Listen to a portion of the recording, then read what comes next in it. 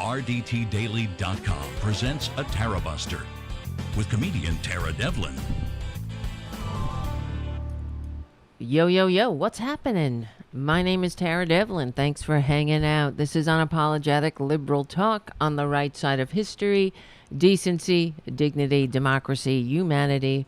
And thanks, everybody. I see people starting to hang out in the chat room as we are wont to do at youtube.com/C for channel/Tarabuster. Thank you so much. I see Ed.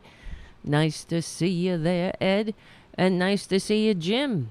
Thank you so much, Jim, for your super chat, as always, right out of the gate. This helps keeps the show going and growing, and also, helps me mentally, too. So I apologize for not being able to do a show until tonight. I've planned on doing other shows, but so yesterday, what happened? Let me see. I did want to do a show, but I went to visit a friend, and she lives at the beach here in where the hell does she live? In what the hell is that called? Oh, Breezy Point, and it's very white there. But and then there was I don't know, I hung out. I was exhausted. Let's put it that way. We went to eat lunch, and she took me on like a Bataan death march for like 5 miles to go eat. And then when we got there, the place was closed. So I was a little bit exhausted because there was some kind of pipe broke or something. I don't know, whatever. It was a nice day, but you know how it is when you're in the sun all day. I just could not. I was exhausted by the time I got home, but I had a nice day, so whatever. Pretending that, well, I couldn't pretend. I was going to say pretending that, this shit doesn't exist, but it was in Long Beach, right? Oh yeah, Breezy Point. Why do I keep saying Long Beach? But and there's a lot of right wingers out there apparently. Of course, my friend is not a right winger. She's a normal person, and her and her partner live out there in a very nice house that was given to them by, I guess, the parents passed away and left the house or whatever. But that's how it is. It's like generations of people, and that's how you build generational wealth. But whatever. It's a very insular community. But there were some asshole, this is what you do when you're a grown-ass man, I suppose, flying a Let's Go Brandon and FJB flag. Because that's what you do, right? When you're a grown person, you fly a flag that says FJB. meaning fuck Joe Biden. I mean, are you 2 years old? Are you freaking 2? It is basically, you should just fly a flag that says, hello, excuse me, I'm an asshole. What are you? And that's what my friend was saying, that everyone the people that they hang out with who are normal, they see that flag as such a declaration. Basically, it's this idiot saying that they're an idiot. Because it's it's so damn childish for everything that they say we are. We've talked about it before. That's what they are. Because everything that they say it's a confession or it's a projection. So they were always criticizing normal people during the Obama years, saying we were all a cult. We were in the Obama cult. There was no Obama cult. They're a fucking cult. Who flies a flag? FJB. And I feel like, what do you mean? FJB for what? Right? But it won't be anything rational, of course. So why waste your time? These people are irredeemable. That's why we must continue to evolve without them. Oh, so what do they say? Oh, gas prices are so high now. And, well, you know what? We're coming out of a worldwide pandemic. Inflation. Well, there you go. We're coming out of a worldwide effing pandemic, right? So inflation is high all over the world. Gas prices are high all over the world. So what should Joe Biden do? Give me a break. You know, these Republicans, they live in a fantasy land it's a land of magical thinking, but every day they prove me right, and I hate that. I want to be wrong about them. I really want them to one day prove that they're not fascists, that in every Republican chest there isn't a fascist heart. Show me something different. And see, it all goes hand in hand. It is immaturity. That's what it comes down to, because democracy requires a level of maturity. You need to be able to function, and especially in a multiracial democracy, you have to be able to function with people who may not be exactly like you. So that takes a level of adulting, and they can't handle it. This is why they have to fly FJB flags, which is, it's so infantile. I don't even know how to describe it. I think, and you know why it's proves me correct too. It's because they fly it because they get a rise out of liberals, right? They want to annoy liberals, which proves me right again. If that is your motivation for your actions, you're not a patriot, you're a child, and you should be nowhere near power. You cannot handle it, and they can't, and that's why they need a big daddy to save them from all the complex, scary others who don't know their place. They don't know, because the world will keep evolving. And, the other day I was watching something, and there were, now the new thing is all about gender, pronouns. Oh, I can't say pronouns. Every fucking leap forward that we make as a species, these pricks they have to come kicking and screaming. And it's the same way it was when women demanded to be called Ms. and not to be identified whether they were, and I know people still do it, of course, but whether they were married or not, which is a fucking insult, really, and archaic, and it's time to move on. People should be women should be identified not through their affiliation with a man. So as their own actual human beings. But I know we're taking many leaps backwards, of course. And the Republicans, same thing. Conservatives, that's the way it is all the time. It's woke. Of course, they didn't say those words. It's always PC or it's woke or it's now it's gee, I would like to be called, whatever. I'd like to be included in the conversation. Don't just symbolically annihilate. Well, so fucking what? Pull a hair. Like, it doesn't matter. And if it keeps your country and community sane and working together towards a common, more perfect union, what fucking skin off your balls is it? To just be like, yeah, okay. You want to be them.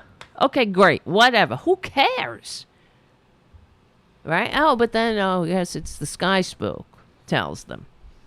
The sky spook will be like, I made a pee-pee, I made an innie and an outie, and never make a mistake, even though the mistakes abound. If kids are born with a friggin' heart outside their chest, but, okay, that's, God makes no mistakes. Right? But I guess we shouldn't touch that either. Oh, I'm so sick of them. Okay, we didn't even do the plugs yet. Hold on. I'm very red. I'm looking at myself in the reflection of, well, I could see the program reflection. I guess that's part my dermographia, part being in the sun all day yesterday. I just go red and then I go right back to being the pallor of Casper the Ghost. So, all right. I'm fond of my ghostly pallor. It's Irish. What can I say? This is the curse of the Irish, among many other curses. But, all right. Well, that's why the Irish are so interesting, I suppose. Lots of poets and whatever the fuck we are. Drunks. Same thing, maybe. Yeah, guys, let me see. Yeah.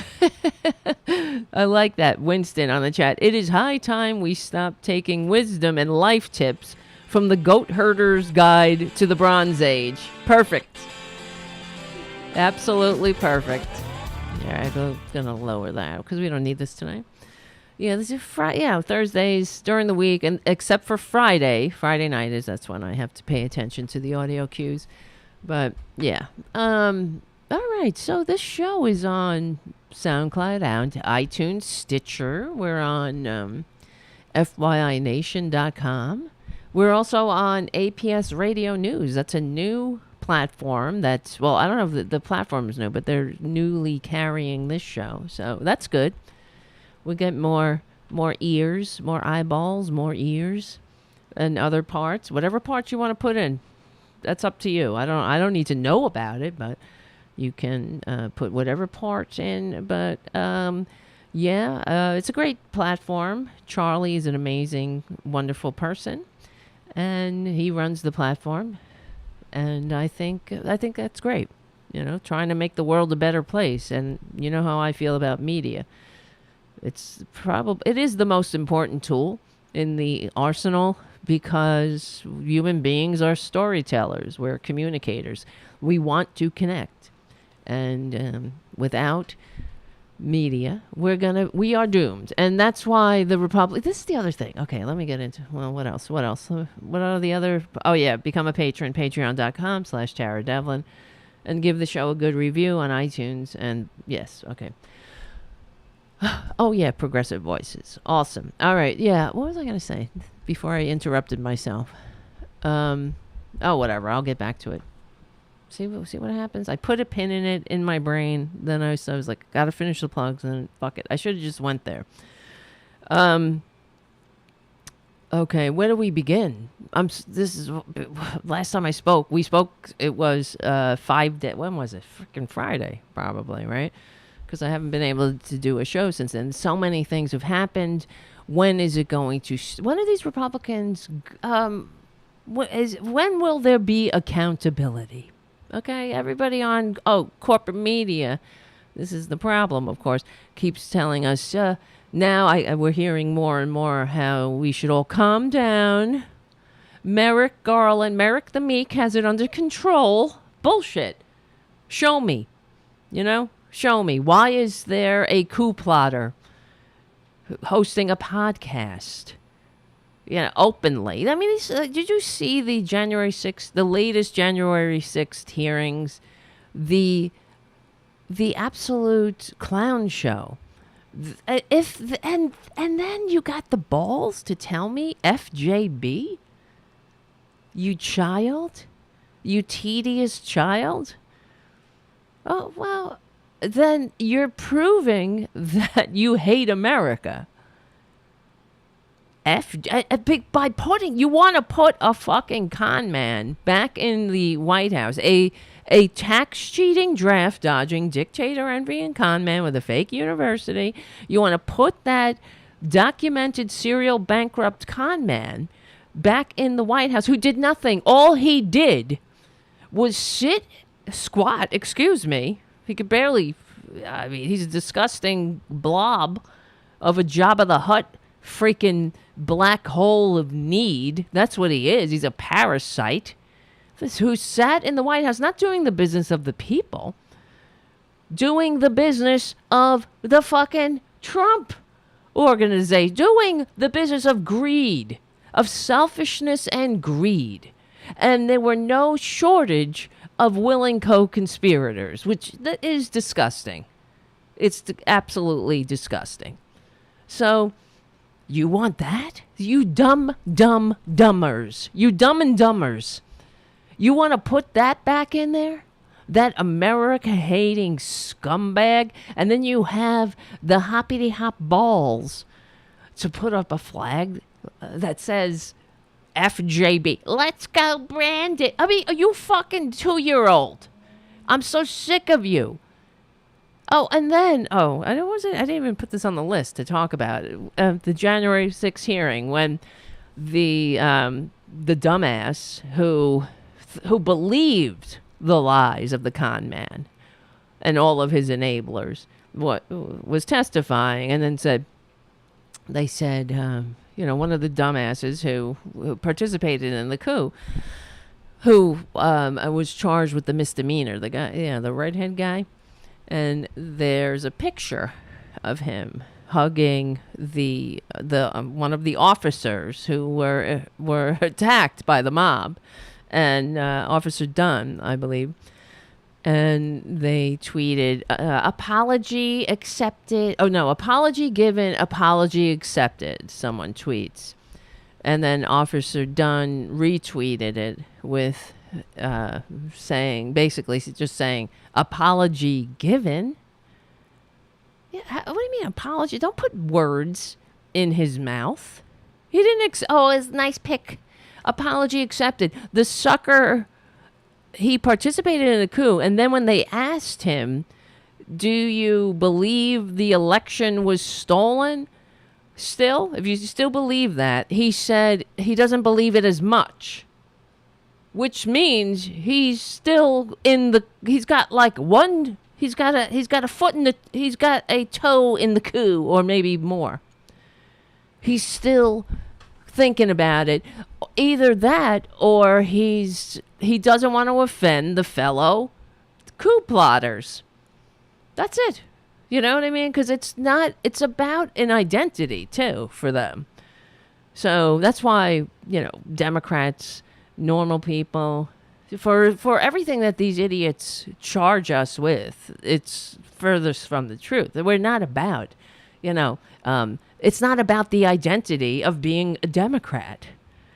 And that's why they're always like, oh, you can't get Joe Biden to fill up a stadium, because we don't need to fucking fill up a stadium. We got the business of life to get on with, Government is, we get together, we make governments to promote the general welfare, to lay the groundwork of civilization so we can have a decent infrastructure, so we can go and, have a day off now and then, go on vacation, have some retirement security, visit friends, Yeah, who the fuck wants to go see a con man? Of all the awful people too, like a Trump. We don't need to go sit there and listen to Joe Biden ramble and call somebody a fat pig. You know what I mean? Jesus Christ. It's so they're so they prove me right all the time. I don't need them to do it. I wish they would stop. But just to say like, "Oh, look, he filled a stadium again." Well, it's not that hard to get a bunch of ads. Look, go to the WWE. Does that mean we want the Undertaker as the fucking president? Right? He's got fans too. Oh, look at the stadium of people. So what? What is that? What's that Korean band? BT Boys to Men. I don't even know what it is. They have a lot of fans. Why don't they make them all president? Because you are incapable of actually grasping this thing that we're doing. And that's the problem. And they hate America. They lack the maturity to function in America. Right, truck rallies, haiku on the chat. Right, let's put Truckosaurus as the friggin' president. Make Truckosaurus the president. This is like idiocracy for real. That's what they want because they can have a beer. They can have a beer with Truckosaurus. So, who needs actual highways and infrastructure and fucking water? Who needs to have a decent middle class life when you can have Truckosaurus? Fucking morons. And they hate America. That's the whole thing. They are so confused by America. Right? They just are. It's not about the flags. And if you really thought it was, if you thought that let me explain to any of the dumbasses just passing through. First of all, please become a patron at patreon.com/Tara Devlin. And if you have to fly a flag that says, well, first of all, I don't know, how do I explain this? Wearing a flag on your shirt doesn't make you a patriot. Okay, let's put it that way. That's the bottom line. That's the patriotism of a child. You know what I mean? When I was a child, I was in the bicentennial parade. Yes, that's how old I am. I was a child back then, and I was dressed up as a little. I hated it too because I was a little lesbian in the making. But they made me put on a little frontier dress. I didn't want to wear a dress. I wanted to wear one of the hats, one of the tri-cornered hats, and I wanted to look like one of the Minutemen. But they made me look like a fucking frontier, like I lived on the prairie, like I lived on Little House on the Prairie. Didn't make me less of a dyke, but okay. And so I was in this bike, but that I didn't understand. That's their extent of what it means to be a patriot. I put on a little frontier dress, and I walked in the Staten Island Bicentennial Parade. And I thought, America. That is the level of their understanding of America, but as grown-ass men and women. And then if you ask them, what is it about America? What do you love about America? What is it? They'll say, freedom. Having no clue what that means, what freedom really is. And of course, this is the problem. And this is why they hate public education, because they don't like us. Fascism requires us to not have a common story. So we have to have a common understanding of freedom. We don't even have a common understanding of that. What does that mean? Well, my common understanding with normal people was freedom. It means the freedom, to go to a doctor when you're sick, the freedom to go out and, live in a safe community, to open the tap and drink my coffee with water that comes out of the faucet. It's not filled with parasites. I didn't have to go dig that well. That's freedom, right? That the food I eat and that we eat, it's not filled with parasites. I don't have to spend the bulk of my day trying to sustain life in general, going out hunting and gathering because of the freedom, because of the infrastructure that others built. They fought, they bled, they died, they created, they entrusted it to us. If I'm sick, I've taken aspirin. So I didn't make that aspirin up. Somebody did that. I don't know. And then it was inspected, and there's a level of standards. And I'm standing in an apartment building. I'm on the 7th floor, and I'm pretty sure it's not going to collapse on my head because it's built to a certain level of standard. This is freedom. That's civilization. I didn't have to build the fucking apartment. This is freedom. We don't have to. We have the freedom to do other things. We can go walk on the beach. We can go, hang out with our friends. We can play the guitar. We can sing. We can go to a fucking movie. You know what I mean? That's what it means to be alive. That's what it means. At this point, that is freedom. To be able to, go to a gender study class. To write a book, to write a paper. We're not out there chopping wood, digging wells. Making, just sustaining ourselves. I don't know. What do they think freedom is? The freedom not to have to call you by your pronoun. Right? That's what the freedom is. That's what they're talking about. They're talking about the freedom to treat you like shit. To not give a shit about anybody else but themselves. And they are terrifying. This is why we need public education. We need a common story and a common understanding of what this thing is. No, it's not built on the Bible. You like your Bible? Good. Love it. Go. Read it in the corner. Read it in the closet like your Jesus told you to do. But freedom also means I get to not worship your Bible or your Jesus. I don't have to believe in your bullshit. That's the system the founders rebelled against. Where the king or the queen or whoever would dictate what religion you were. And if you weren't, you were a heretic. And you could be burned.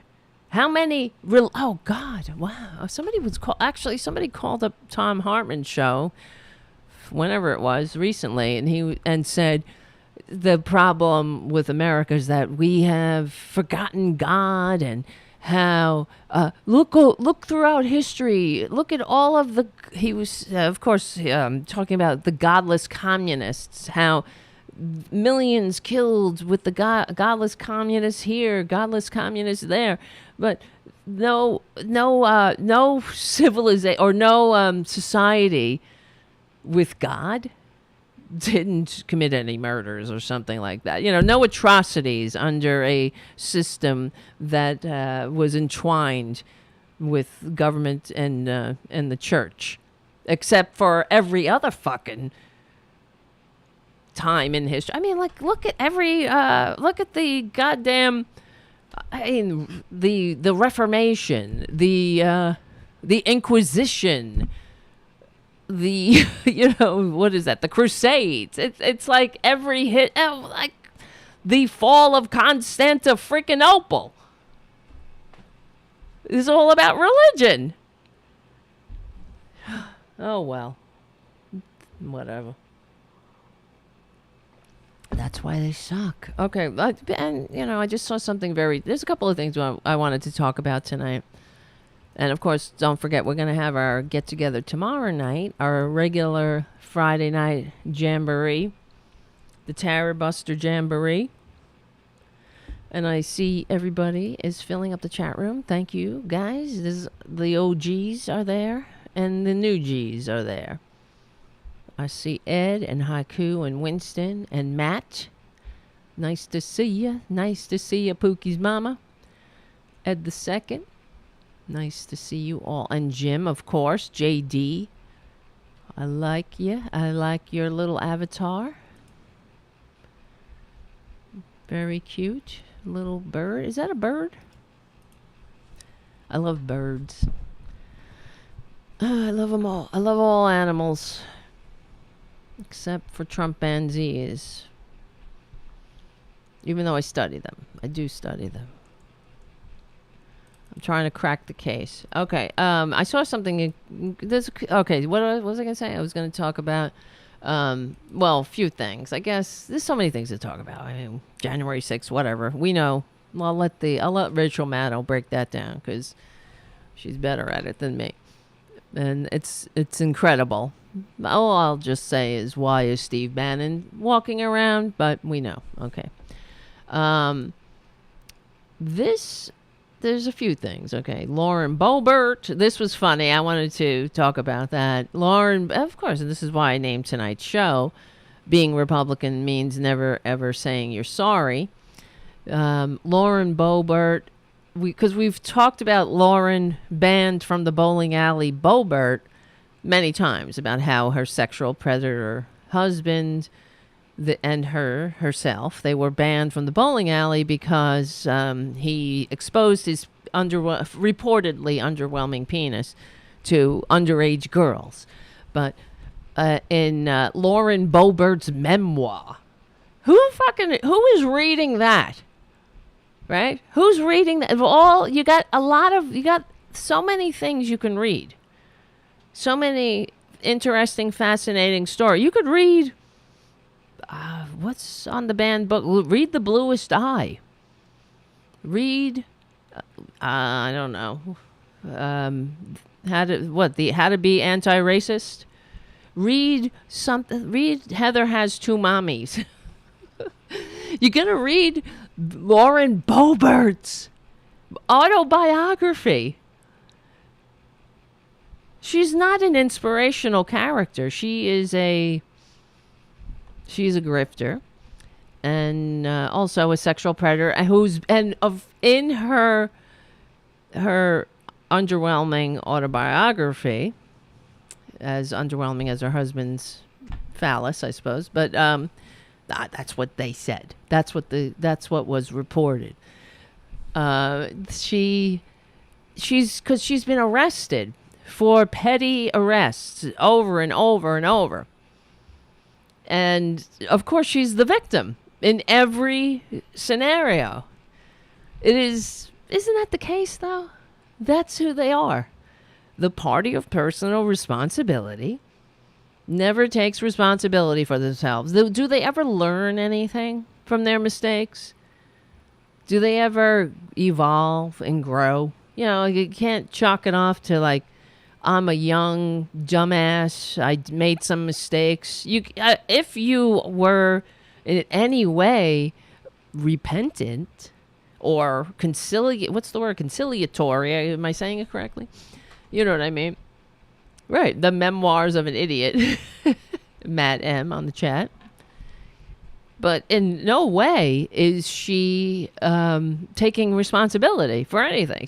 Every story is some elaborate justification for why the police were picking on her. She was the victim. She was really the victim in this one. Actually, let's just dive into that while we're talking about it. And then we'll get back to the Christian nation thing, because there's this terrifying bunch of fascists who are were caught. Well, I guess not caught. Somebody posted it. They were pledging allegiance to destroying America, basically. So, and we got some other things to talk about. Let's see. Here it is. Where is it? God damn it. From the Independent. Boebert claims in her memoir that her husband was the victim in the case where he indecently exposed himself. And I was reading this a few days ago, and I just had to laugh. It's funny if they weren't such monsters, right? If they weren't so dangerous and destroying America, if they weren't killing people and sending women and 10-year-old rape victims to back alleys, right? Then they would be funny. And there's something about Lauren. What is with them and their, legally and peaceful, punchable faces? She's got a very rat-like face, in my opinion. That's a superficial comment, of course. But it's an observation. She's got this rat fucking face. The kind of face, it's a face of like a band from the bowling alley kind of bitch. Right? Who learns absolutely nothing. A racist, a scumbag. Okay. So let's see. Here's Joanna Christum. Did I say this right? Wait. Oh man, why does it keep closing down on me? Hold on, guys. Trying to open this link. And it keeps closing. Maybe it wants me to pay. I thought I did pay. I always pay. And I pay. Representative Lauren Boebert claims in her new memoir called My American Life. Well, what else would it be called? My American Life. Who cares? Are you in embarrassment? Yes. That's the best thing they got, you see. This is the way it is with these Republicans. It's like it's their white nationalists, racist, homophobic. Like the best thing that ever happened to them was they were born white and American. They were born in the greatest country that God ever created. Except it wasn't created by God. It was created by some very flawed human beings with some good ideas that were inspired by the liberal age of enlightenment, but we've yet to actualize those promises. And whenever we get closer, trying to bring us to a more perfect union, they can't handle it. Anyway, My American Life. Could anybody in any other country who is reading this on purpose, who's like, give me that book. I can't wait for that book to come out. I can't wait for the sequel. Put it on the waiting list. Wait till it becomes a New York Times bestseller. That's what's happening because they buy this shit in bulk. They are grifters. They don't legitimately end up on the New York Times bestseller list. It's all a scam, like everything, like Trump Network vitamins, like Trump Shuttle and Trump Game and Trump Steaks. It's all a grift.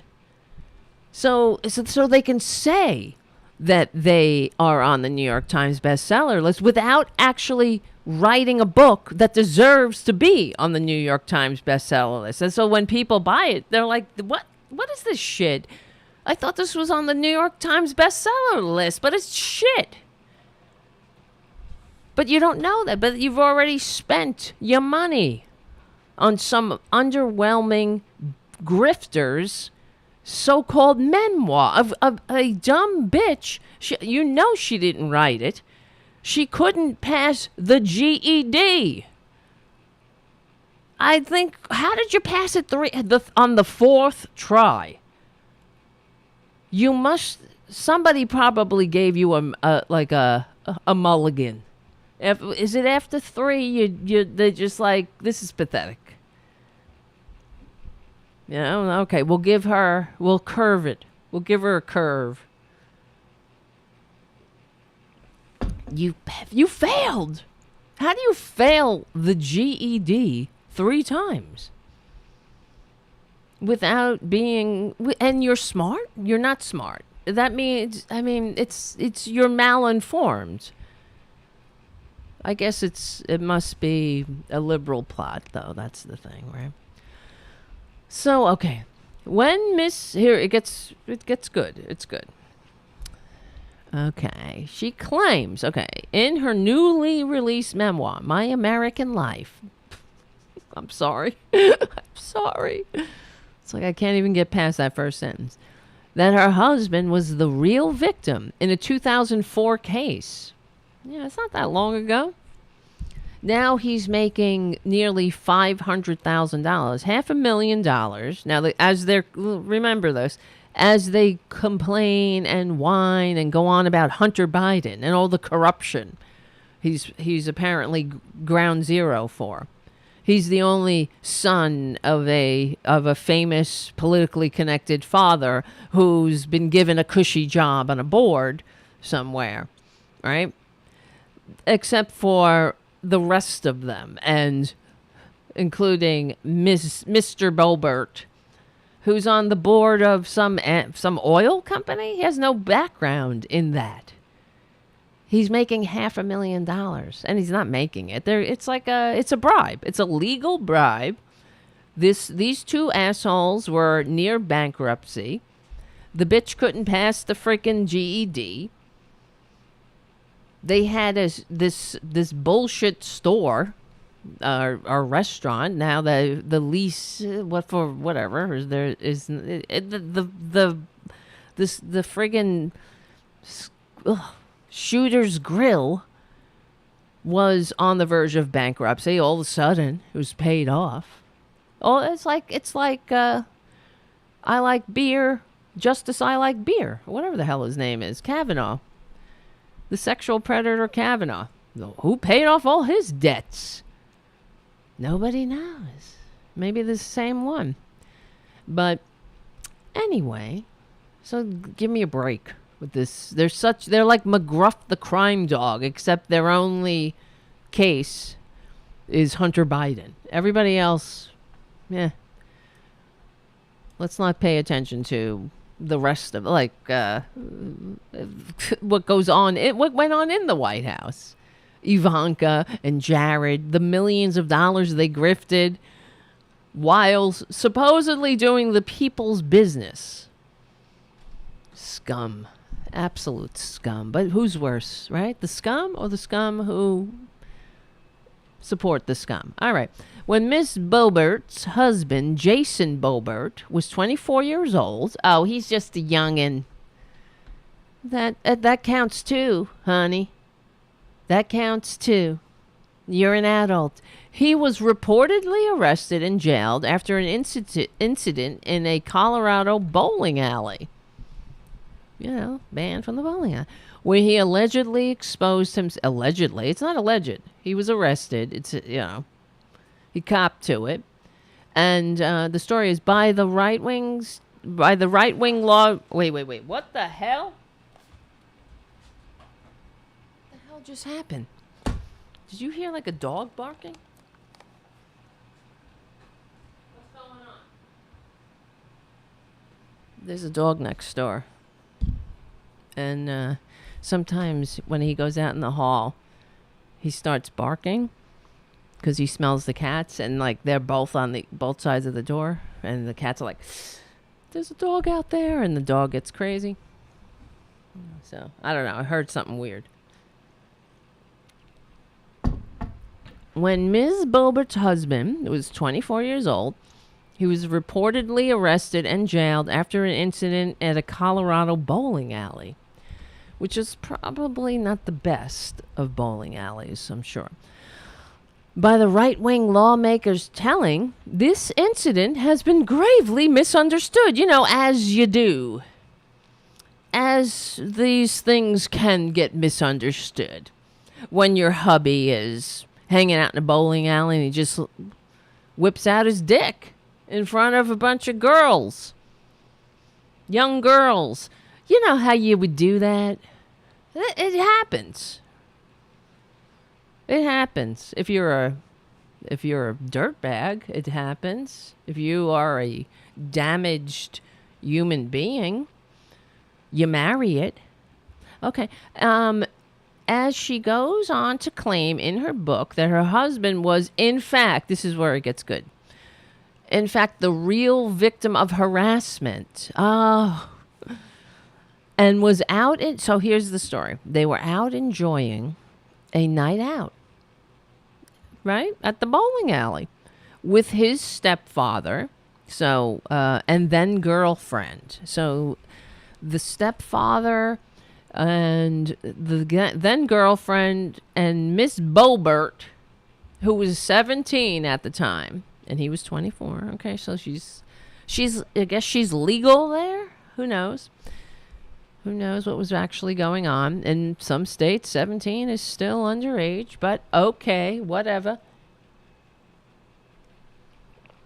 The two of them went to the Rifle Bowling Alley and got to chatting over drinks, Miss Boebert wrote, forgetting to include that she was out with the pair, as was originally reported in 2021 by Salon. So she's, in her telling in her book, she, of course, now you know she's full of shit anyway. She's put herself out of the story, but even though she was there. This is why she was also banned from the bowling alley. The female, and here's the lies. The female bartender flirted with Jason, this was her words, having heard previously from his friends what a catch he would be. So she's, patting herself on the back. She got that catch of a man who likes to expose himself to young girls in bowling alleys. But they even teased her by saying he'd gotten a great tattoo in a private area. What does it say? Your name here? What? Which made her curious, the bartender, which this is all a lie, by the way.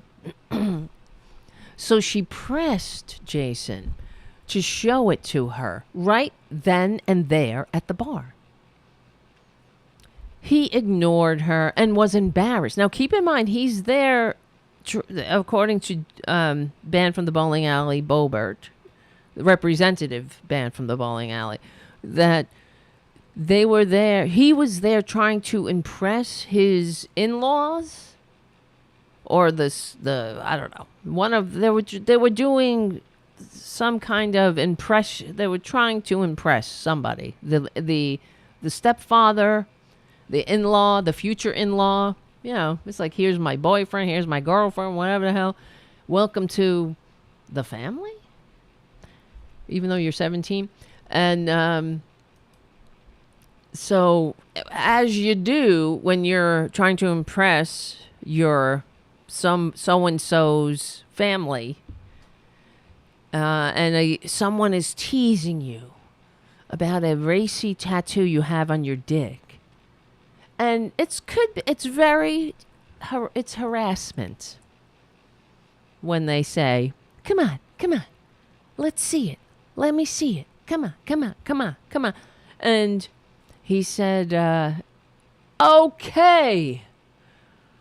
He ignored her. This is Lauren, banned from the bowling alleys, representative banned from the bowling alleys. Words, he ignored her and was embarrassed and he was embarrassed that she was pressing him to see his dick in front of the stepfather in front of my stepfather. So I guess it was Lauren's stepfather, and the young man was trying to impress the stepfather.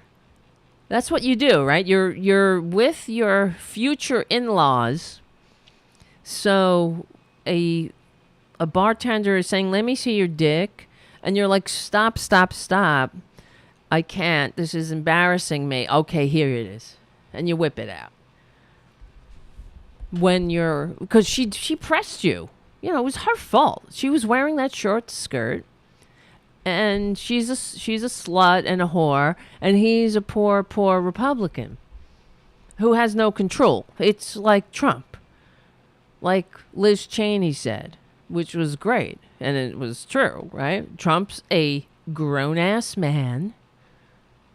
She didn't say it like that, but, you know, he's not an impressionable child. He's a grown effing man. So Boebert writes, at this point, her husband felt the need to settle the dispute. This is what you're doing. You're trying to impress your future in-laws, and you're settling a dispute with a bartender, supposedly, who is underage. The charge was he's a sexual predator because he whipped his dick out in front of underage girls. I don't think any underage girls are bartenders, even in Colorado or wherever the hell they were. He decided he'd heard enough, she writes. He stood up and acted like he was going to unzip his pants. But before he got that far, the bowling alley owner intervenes. Yeah, which is bullshit. Because the cops don't arrest your ass and charge you with a sexual crime for indecent exposure if you go up like this. And, I mean, think about the whole story, the whole scenario. That all couched in the story that they're there to impress Lauren Boebert's stepfather. And that, I'm sure he was very impressed.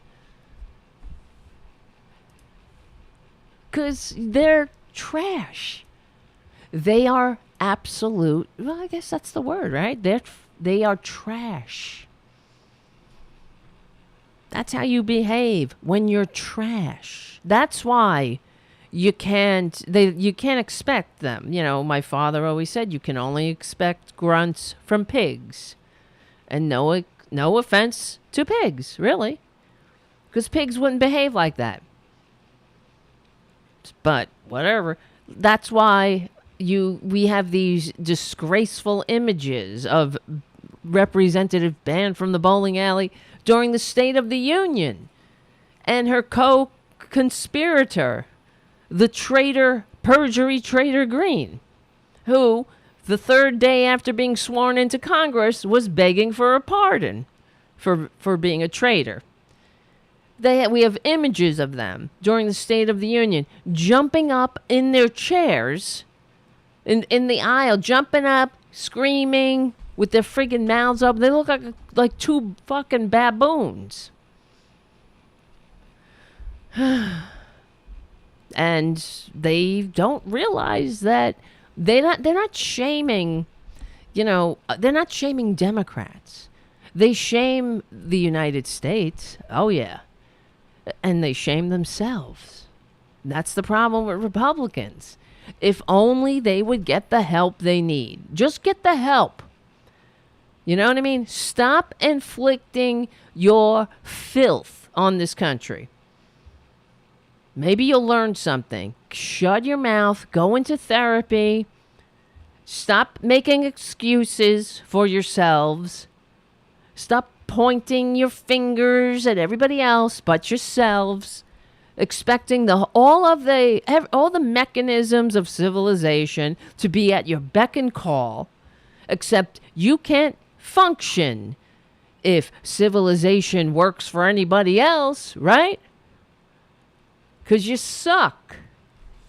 You're too sick. And I mean, this whole book or whatever. Of course, I didn't read the book. I just read these excerpts, and the best, because that's all you need to know. What do you need to know, really? There's more. The summaries are all you need. She sucks. She fails. But it's not. She's not there and writing with any kind of self introspection, learning anything. You know what I mean? There's nothing. This is why they're nothing but tedious bores. It's like a bunch of fucking bores who never learn, and that's what they want to turn America into. You know, this great country supposedly that they supposedly love.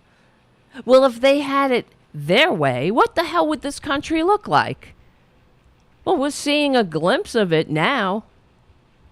Oh, its gas prices are so high.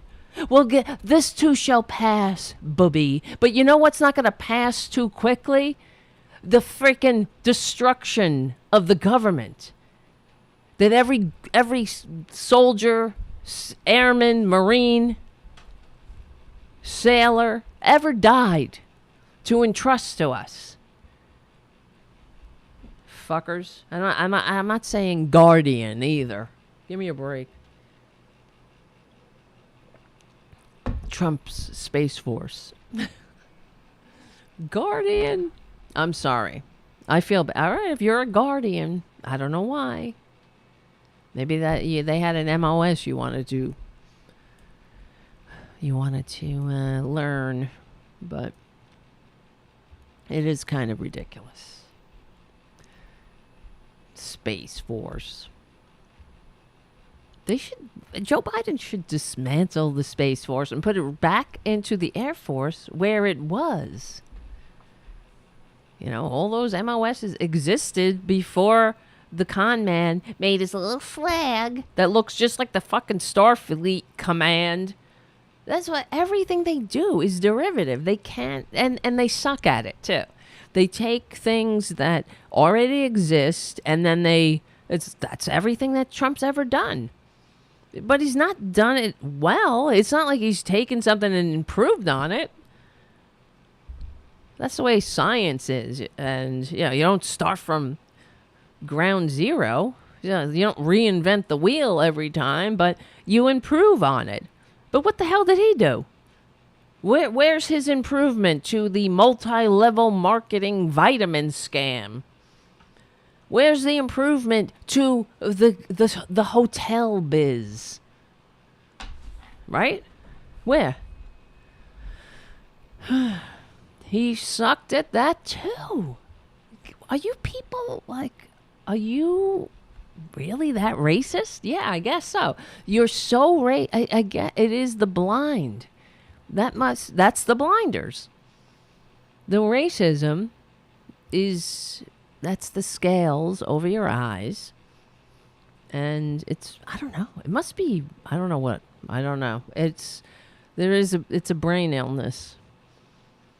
And that's why the Republicans are always like, liberalism is a mental disorder. # liberalism is a mental disorder. And I want to say, where? What? What's the disorder? Huh? Of course, there never will be any specificity. It will be liberalism. Oh, they're just liberals. They're just crazy. Liberal wanting civilization, highways, water that isn't filled with lead and parasites, standards. But then as soon as something happens, something comes falling down on their heads, they're like, oh, what about the standards? Where's the government check? I hate them. Legally and peacefully, I hate them all. Okay, let me see. He decided he heard enough. You know how that is when somebody's teasing you, guys, right?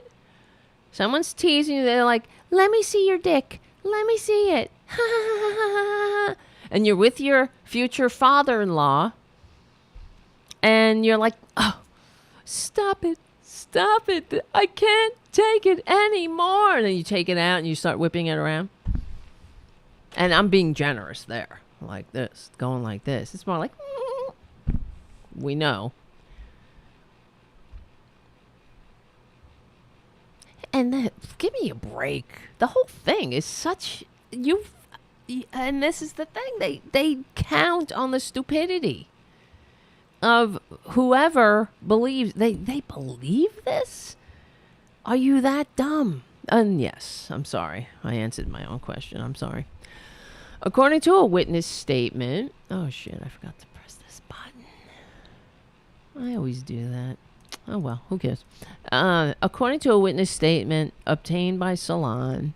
Erica Ann Coombs, one of the two women who were involved in the 2004 incident, wrote at the time after Mr. Boebert had allegedly harassed a third person. Where's this harasser of a bartender, identified as Nora. The then 24-year-old told Miss Coombs and a second woman that he had a tattoo on his penis. And that's what you do, right? When you're out trying to impress your future father-in-law.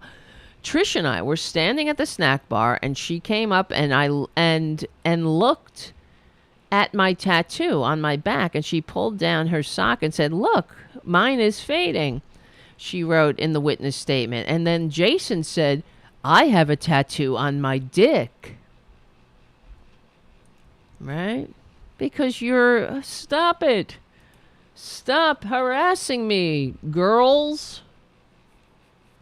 I have a tattoo on my dick.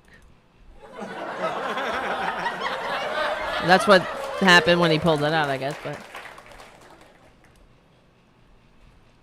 and so Ms. Coombs wrote in the witness statement that Mr. Boebert then approached.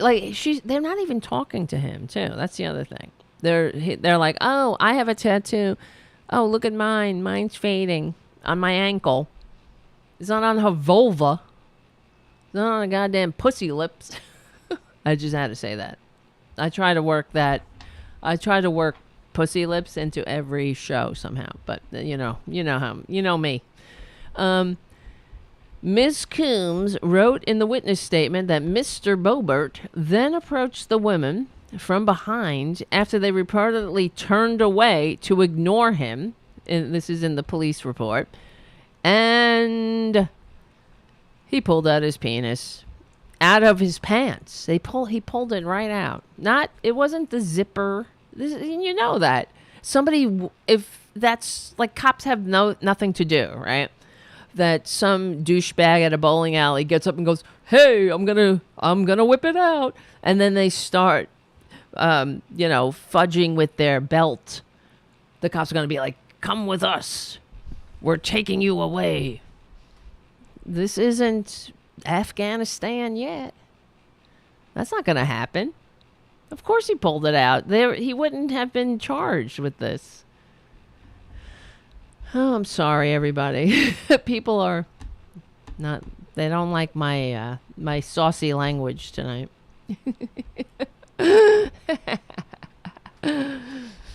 That's funny. All right. Wait, hold on. We're just feeling saucy. Maybe it's the sun. I had too much sun yesterday on my head.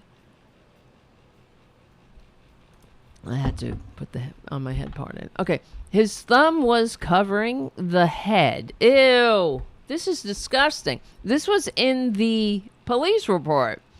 His thumb... Oh, so he thought it was... it was okay. Because he had his thumb... Ew.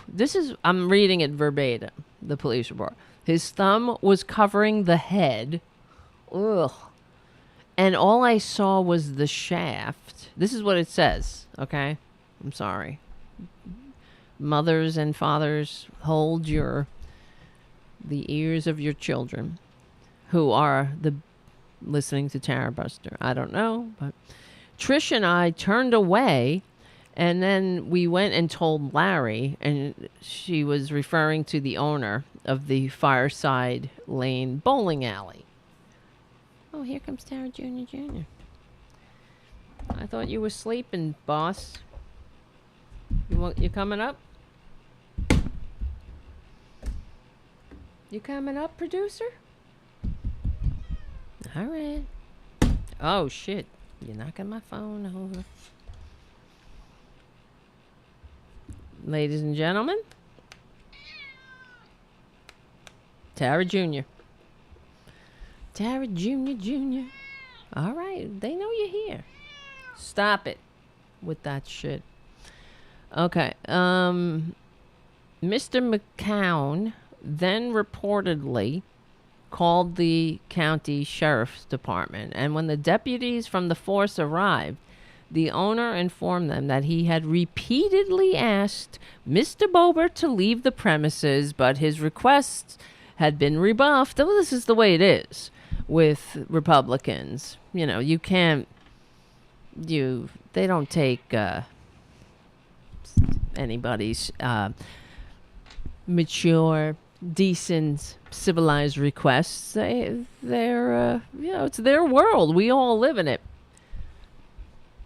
For his part, Mr. Boebert told the deputies that he had not, in fact, exposed himself. Oh, get out of here. He said to them, I had pushed my thumb through the zipper and I made it look like I did that. Trying to be a prankster there. Because that's what you do, right? To young girls, you're like, bleep, bleep, bleep. Is this my dick or is it my thumb? You decide, young girls at a bowling alley. For his part, oh yeah, I read that. That account, however, was challenged, in a second witness statement. Now, who are you going to believe? The one who's there impressing their future father-in-law with tales of the tattoo on their dick, or the three independent witnesses? You know how you do when you're out impressing your future in-laws. You're like, I got tattoos all up and down my dick, everyone. And they're like, wow, you're really a catch. Either that or I'm just trying to find the appropriate. No, it's more like this. That's when you lose the gong show. Or this, maybe? Let's see. I gotta get more sound effects. Well, it's definitely this.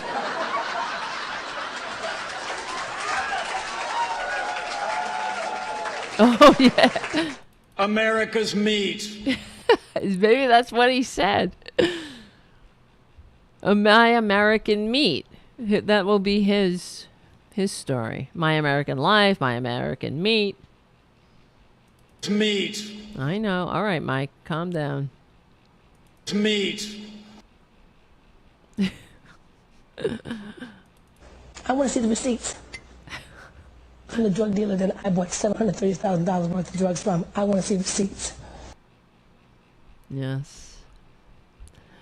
I want to see the receipts too, but not of that. Right, the slide whistle. That kind of describes it. Winston on the chat. It's like, it's losing all of its enthusiasm. I have more. I gotta get more. I know. I was looking for the one I was looking for was like somebody being shocked, but I couldn't find that one. I know I had that, like, ooh, or something. Anyway, whatever. The producer's no good. He's really not doing anything to earn his producer moniker, his title. He just keeps getting promoted, though. It's just incredible. And they vote for these people. Could you imagine? For everything we say about the Democrats, and we do, and when it's deserved, of course, at least we got rid of Anthony Weiner. Enough is enough. You don't keep electing them. And others, I can't think who else. Were there any other comparable Democrats that are like this? No.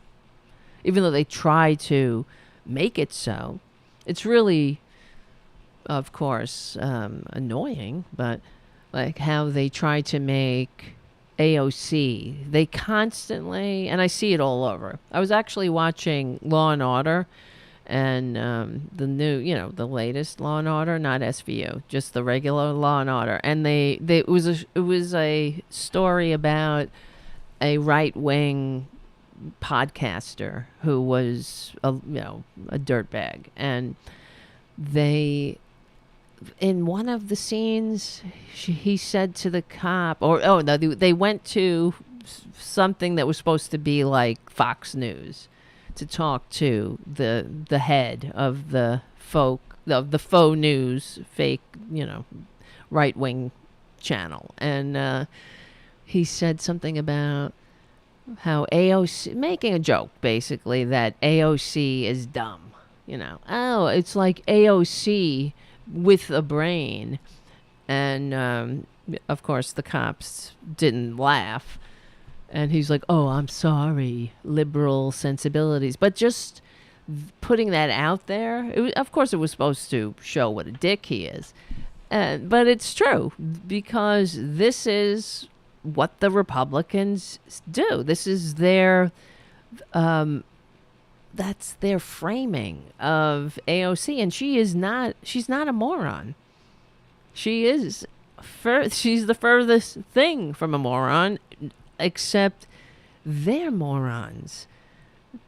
They don't like her, and they have to vilify her, and of course they go after her go after her intelligence, because she is completely on point. Yes, we need to tax the rich. We need to, because they just want the dumbasses who vote for ban from the bowling alley Boebert and perjury trader Green, they want them to dismiss out of hand everything that she says because it's 100% right. We need money out of politics. We should go back to a 90% top marginal tax rate like we had under that socialist Eisenhower. People need living wages, retirements, like on and on. Normal, functioning policies policies that make democracy function. That's how I should put it. Anyway. And they're dumb. Oh, well, whatever. Let's see. Yes, the account was challenged by a second witness statement, Miss Boebert, who was also interviewed by deputies, except when she wrote her autobiography, she had disappeared from the scene. In her autobiography, she was giving a secondhand account. She wasn't there. But she's a liar. When the case proceeded, Mr. Boebert pled guilty to what? Public indecency and lewd exposure. Is that what happens when you get up on and start to fuss with your zipper? Jesus Christ. He spent 4 days in jail and was on probation for 2 years. In the book, Boebert explains that her husband's decision to plead guilty was not because it was fair. It's never fair. So unfair. Life in this liberal reality. It has such a liberal bias, fairness and all. But because the bartender was 17 at the time, and he believed then it was easier just to plead out. Oh, okay, right. That's what you do. If there's no 3 independent witnesses saying no, the disgusting scumbag pulled his dick out in front of these young girls, including this bartender who's 17, which I don't know. That's a little strange, but it was just easier. Why would you do that, right? If you just got up and fussed with your zipper and was like, hey, I oughta, right? You're going to plead to these vile crimes. And when you plead to a crime, it's not how, that was how it was pled down from something more serious, I'm sure. And they were like, you just plead to this and we'll let you get off with 4 days in jail and 2 years probation. Otherwise, we're going to trial. And there are 3 independent witnesses that will corroborate this police report, which is just very disgusting. And everybody saw you pull out your dick. As you do, right? If you're a Republican. So, let's see. The bartender, blah, blah, blah.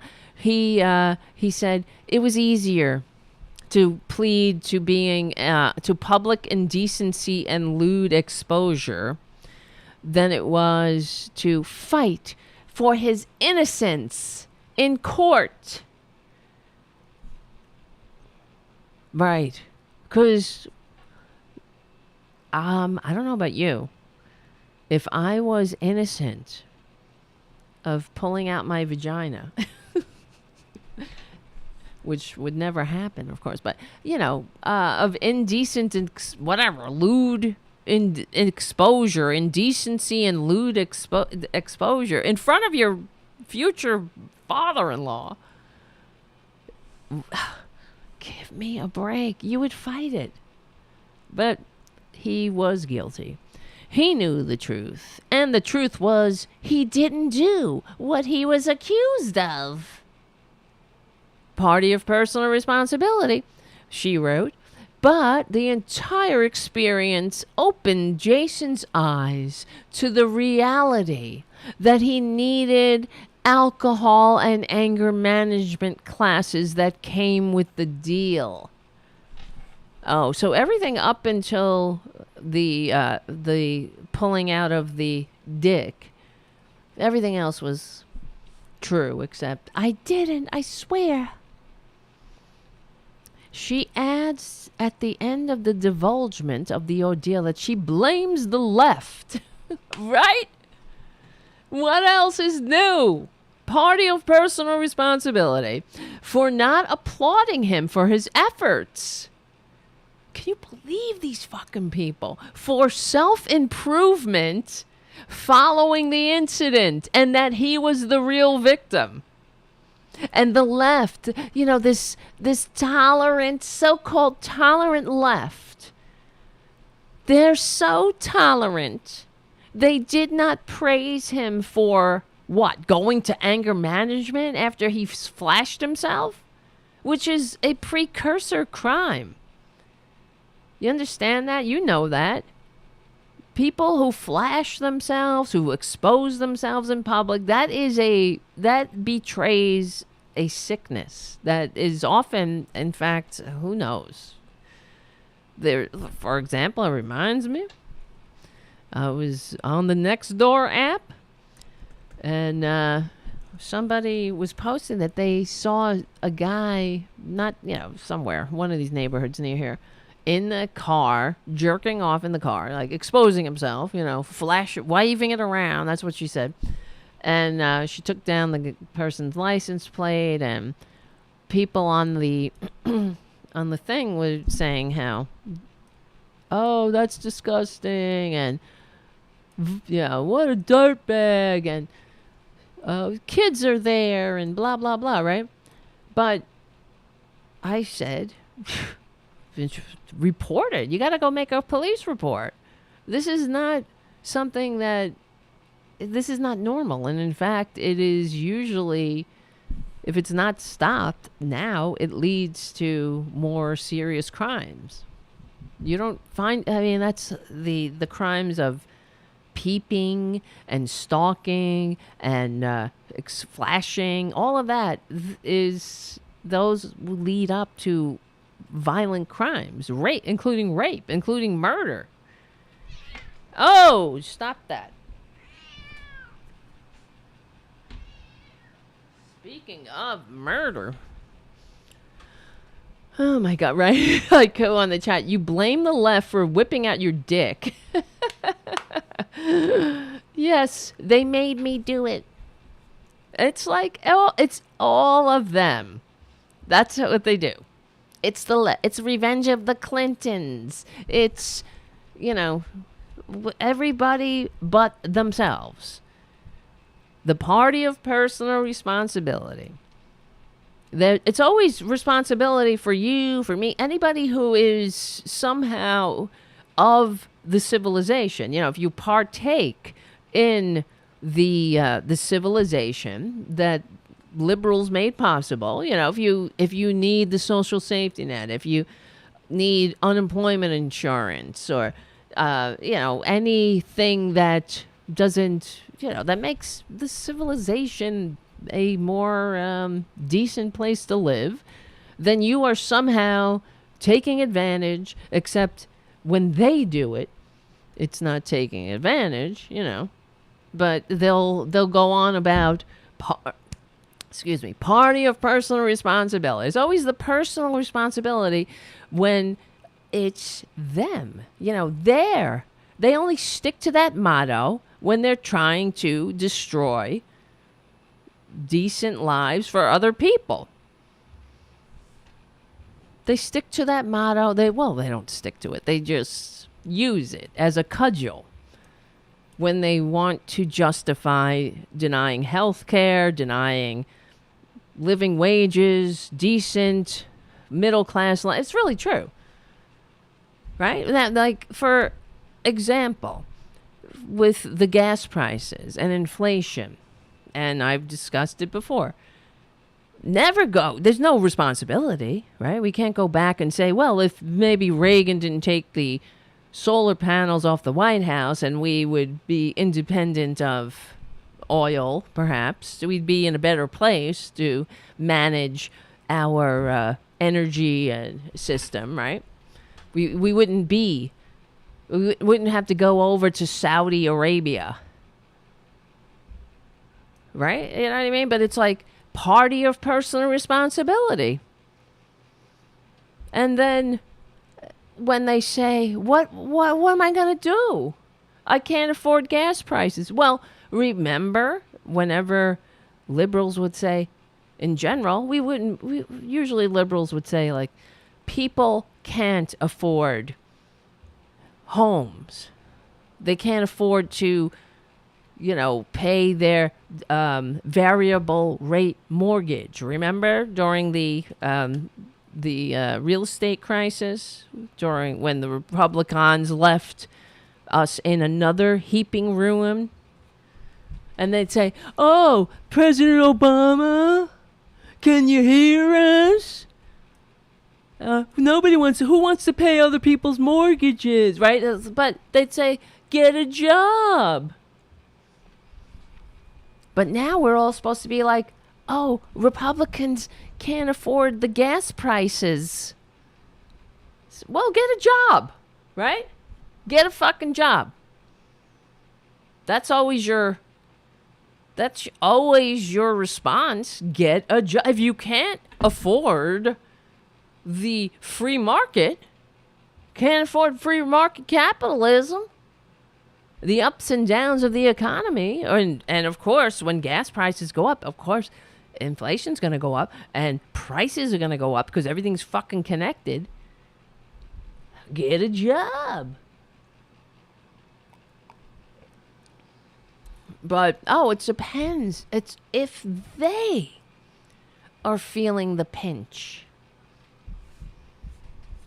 Then we're all supposed to be like, everybody scramble. I don't know, man. I'm just sick of it. I am sick of it. And I'm sick of Democrats. See, that's what Democrats should say. Now, because you're affected too. You give a shit. You see how everything's connected. So now, government's got a role to play? Oh, okay. Right? Government should get involved here, or should should we shrink it down and drown it in the bathtub now? What do you think? Or should we do some CPR on it? Bring it back to life so it can go wiggle, wiggle, wiggle, and wave its magic wand and fix your problems. Oh, President Obama, can you hear me?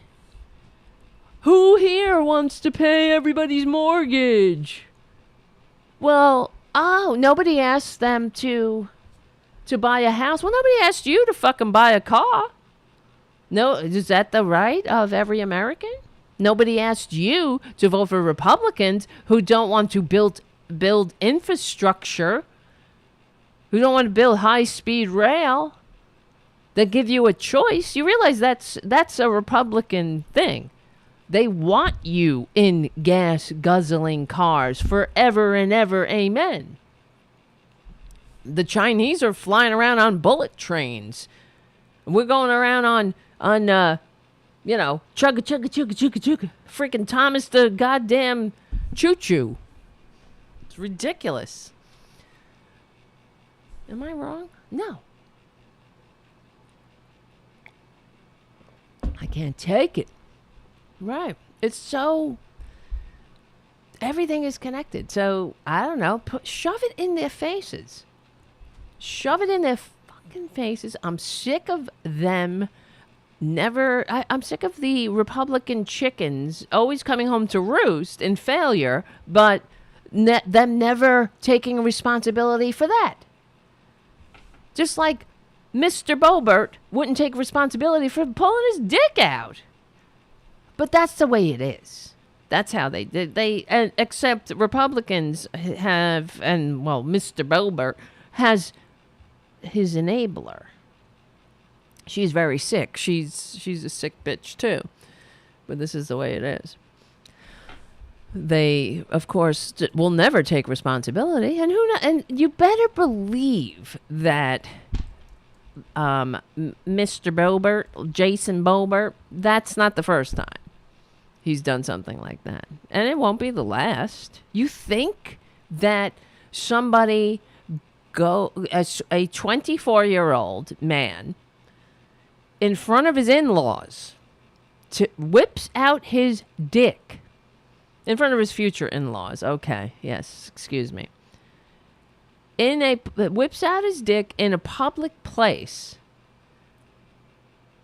You think that's something he hasn't done before? That's the first time he did that. There's no way. That is a pattern. This is the first time. Because it also speaks to how he feels above the law as well. And that is a pattern. That's the pattern in the Boebert world. The way they get arrested, don't go to their court dates. But it's all because of everybody else's fault, too. That's the other thing. They don't go to court because something happened and, blah, blah, blah. I'm trying to find, where is this other one? Lord, the excuses. Boebert book. My American Life. Oh, God, they're so embarrassing. Where's our foreign or our international listeners here? Jesus H. Christ. I'm looking at this book. Oh, no. The cover of the book. I want to vomit. They are vomitous. Is that a word? But it applies. In stock. My American Life is in stock, everyone. And Oh, Jesus Christ. Look at that fucking pose, too. And using your kids as props. My American life. You dumb, horrible, rat-faced, serial sexual predator husband. Near bankrupt, GED failing, sugardaddymeat.com. And what else? What was that other site? Oh, Explore Talent grifter. You blood-soaked bitch. My American life. Yeah, right. What have you done for America? Except make it suck, Lauren Boebert. What have you done? Your face, your friggin' voice like a rake on a chalkboard, screeching and screaming all kinds of racist bullshit and excuses. My American life. Well, of course, it's your American life because it means, well, it should be my Republican life. Because being a Republican means never, ever taking responsibility. So, yeah, boom, boom, boom. Shoot 'em up. Fucking hollow, vapid, ignorant. Everything about America that other humans all over the world disdain is in everything you do.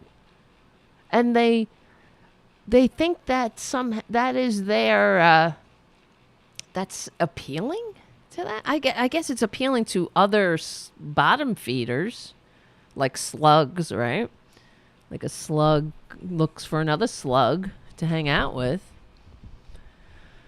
but not for humans. Humans. That's why they don't get that. Humans recoil from this. And they think it's, oh, you're woke. That's because you're too woke, and I will never be woke. Yeah, we know. That's why you're banned from the bowling alley. Guess what? Me.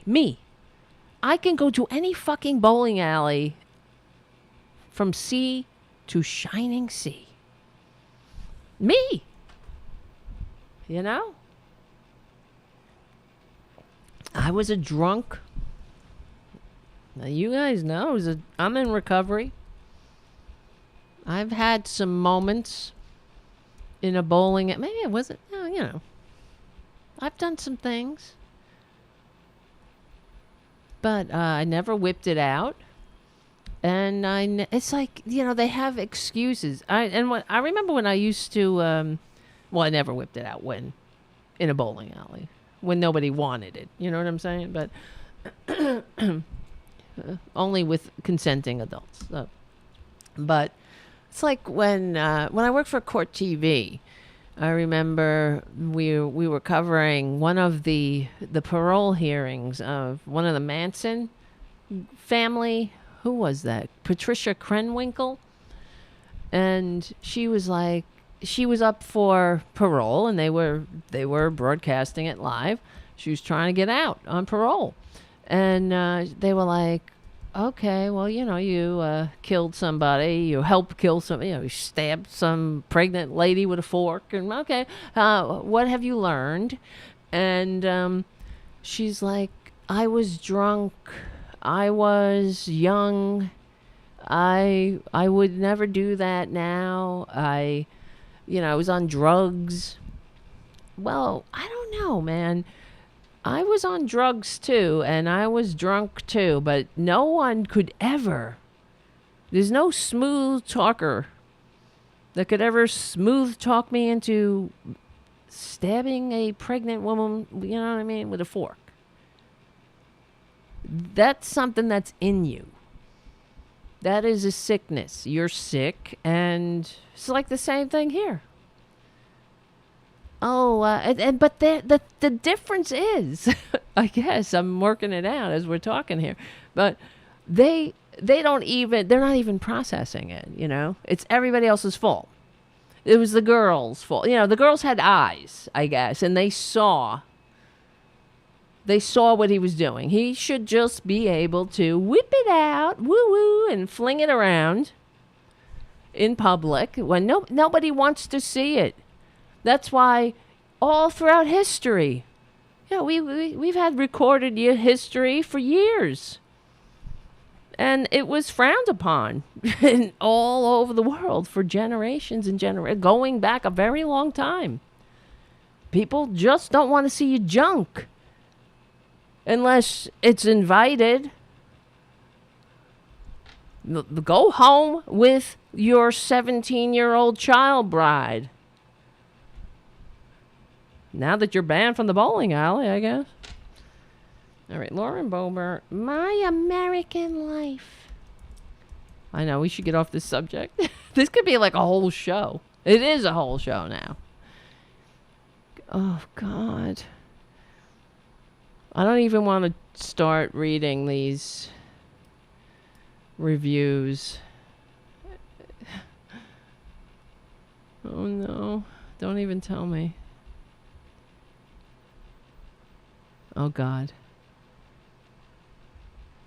Oh, okay. Well, good. I'm hoping for... These were the reviews I was hoping for. 5 stars. How to be your dad's cousin and marry a sex offender. That's the review. That's good. How to be completely unqualified for a position and a daily planner to remind people how unqualified you are.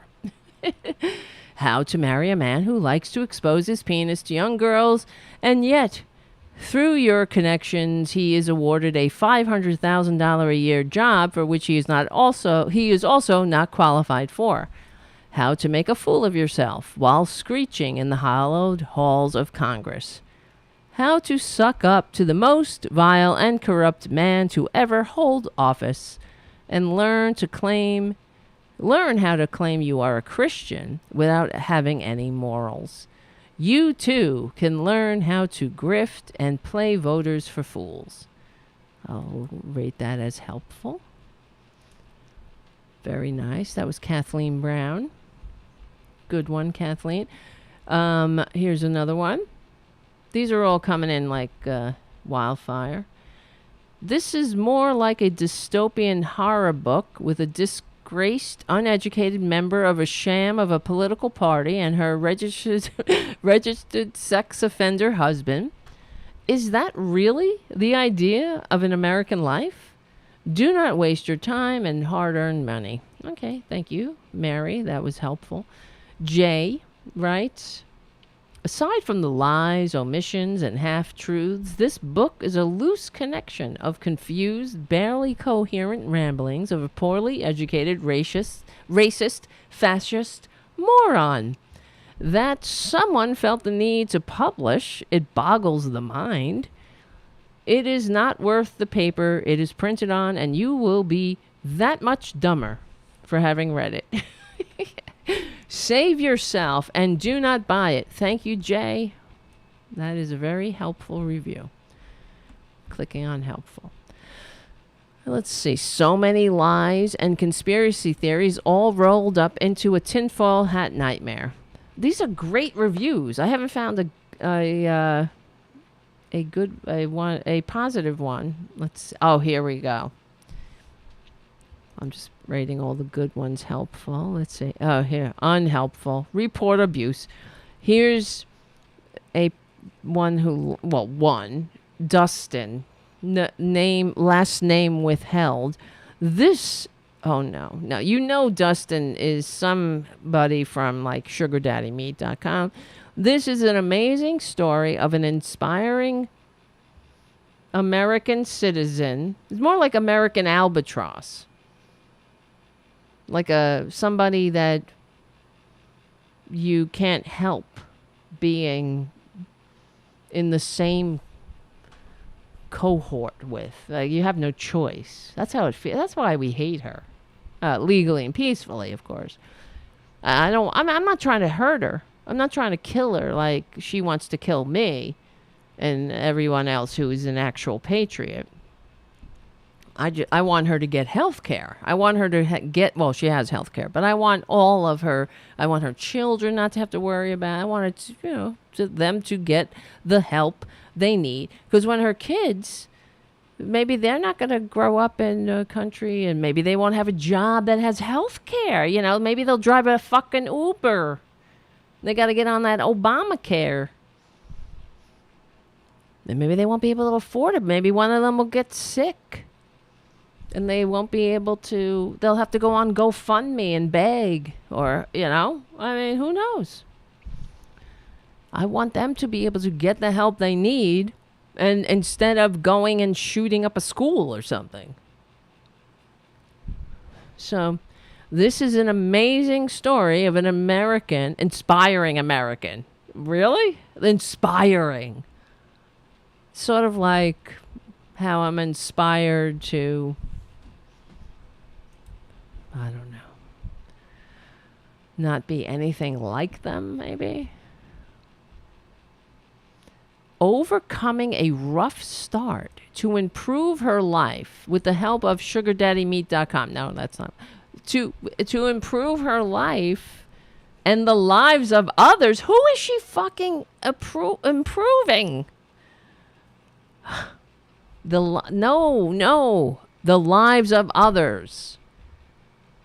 Didn't you feel how much your life improved watching the two baboons scream and screech at the legally elected president of the United States during the State of the Union? Didn't you feel improved? I was like, wow, this bitch is really improving the country. Helping others. Helping, the majority of the American people voted for the president of the United States, who, in the hallowed halls of Congress, and these two traitorous baboons they don't know how to shut their holes, their lie holes. Her past speaks for the pasts, and okay, wait. This, of course, is a dumbass. Her past speaks for the pasts. I'm reading it. That's what he writes. Her past speaks for the pasts and presents. Oh, he's trying to be profound. You know what I mean? But trying is dying, hon. Her past speaks for the pasts and presents of many people. And this would be a great read for anyone needing inspiration. The inspiration to wipe their ass, perhaps. But okay, to take control of their own situation by being a lying grifter who hates America and wants more dead children in school. But okay, for a better life without compromising principles. God bless you, Congresswoman Lauren Boebert. Banned from the bowling alley, Boebert. He left out her middle name. Remember when, here's a good review. This one will be reported as abuse. I'm just kidding, but I did it anyway. Remember when they talked about banning books? Now I get it. This should be one of them. Thank you for your astute review. RPM. Horrible, just horrible, and she really thinks she's smart. I love it. Oh, good. So the top positive review is actually a negative. It says, how to be your dad's cousin and marry a sex offender. And then the top critical review is also good. I love it. Let's see. Instructions on how to be the worst person on earth. This sums up the entire book. How to worship guns and marry a sex offender. Okay. Ramblings of a Christo-fascist. I want to start off by saying this. You will never have a theocracy. No amount of guns will ever make that happen. And oh, this book is ramblings with half-truths and full of lies. Nice. Nice, nice, nice. Let's see. I'm trying to find this one. I just wanted to. There were a few other. I thought maybe I mailed it to myself. That's what I do sometimes when I'm out and I'm reading something and I gotta put this on the show, and then I email it to myself. But it had some summaries of the other. All of the other excuses she had for all of her other arrests. And it's just unbelievable. Let's see. Lauren. Let me see. Let me see if I can find it. Well, we're here. We might as well just ride this puppy.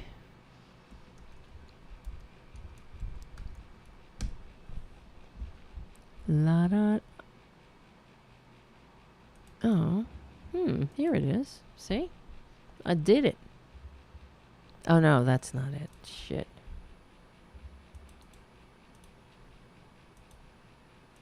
Here we go. That's it. Okay, here it is. Yeah, I found it. Oh, this is from the Washington Examiner, too. That's the other thing that I found interesting, because this is a right-wing cesspool. But it says, Colorado Rep. Lauren Boebert explains her brushes with the law in a new book. Let's see. In her new book, My American Life, the Colorado Republican dives into detail about some of her pre-congressional brushes with the law. Boebert acknowledges that her arrest record gave her some pause when making the decision to challenge incumbent Republican Representative Scott Tipton in a primary. My background, my upbringing. That's not even how she sounds. She's just like, ugh. She sounds like, how is a rake on a chalkboard sound? That's her, like, lack of formal education and run-ins with the law was sure to make this impossible. Well, because you're a narcissist and an intention whore. That's what it's about. It didn't work out on SugarDaddyMeat.com, and it didn't work out on Explore Talent. So you were like, all right, I can be a completely vapid, narcissistic dirtbag and sell out my entire country like the rest of these suckers. See, for everything we say about the Democrats, she wouldn't get out of the gate in the Democratic Party because she's filth, right? Trash, filth. Pick your moniker or qualifier. Let's see. Her first arrest, she mentions, the first arrest she mentions in the book is not her first one that actually occurred. So, she's a liar, too.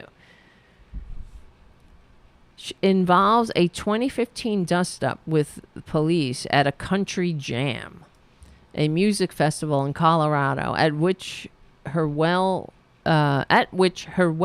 restaurant was providing catering.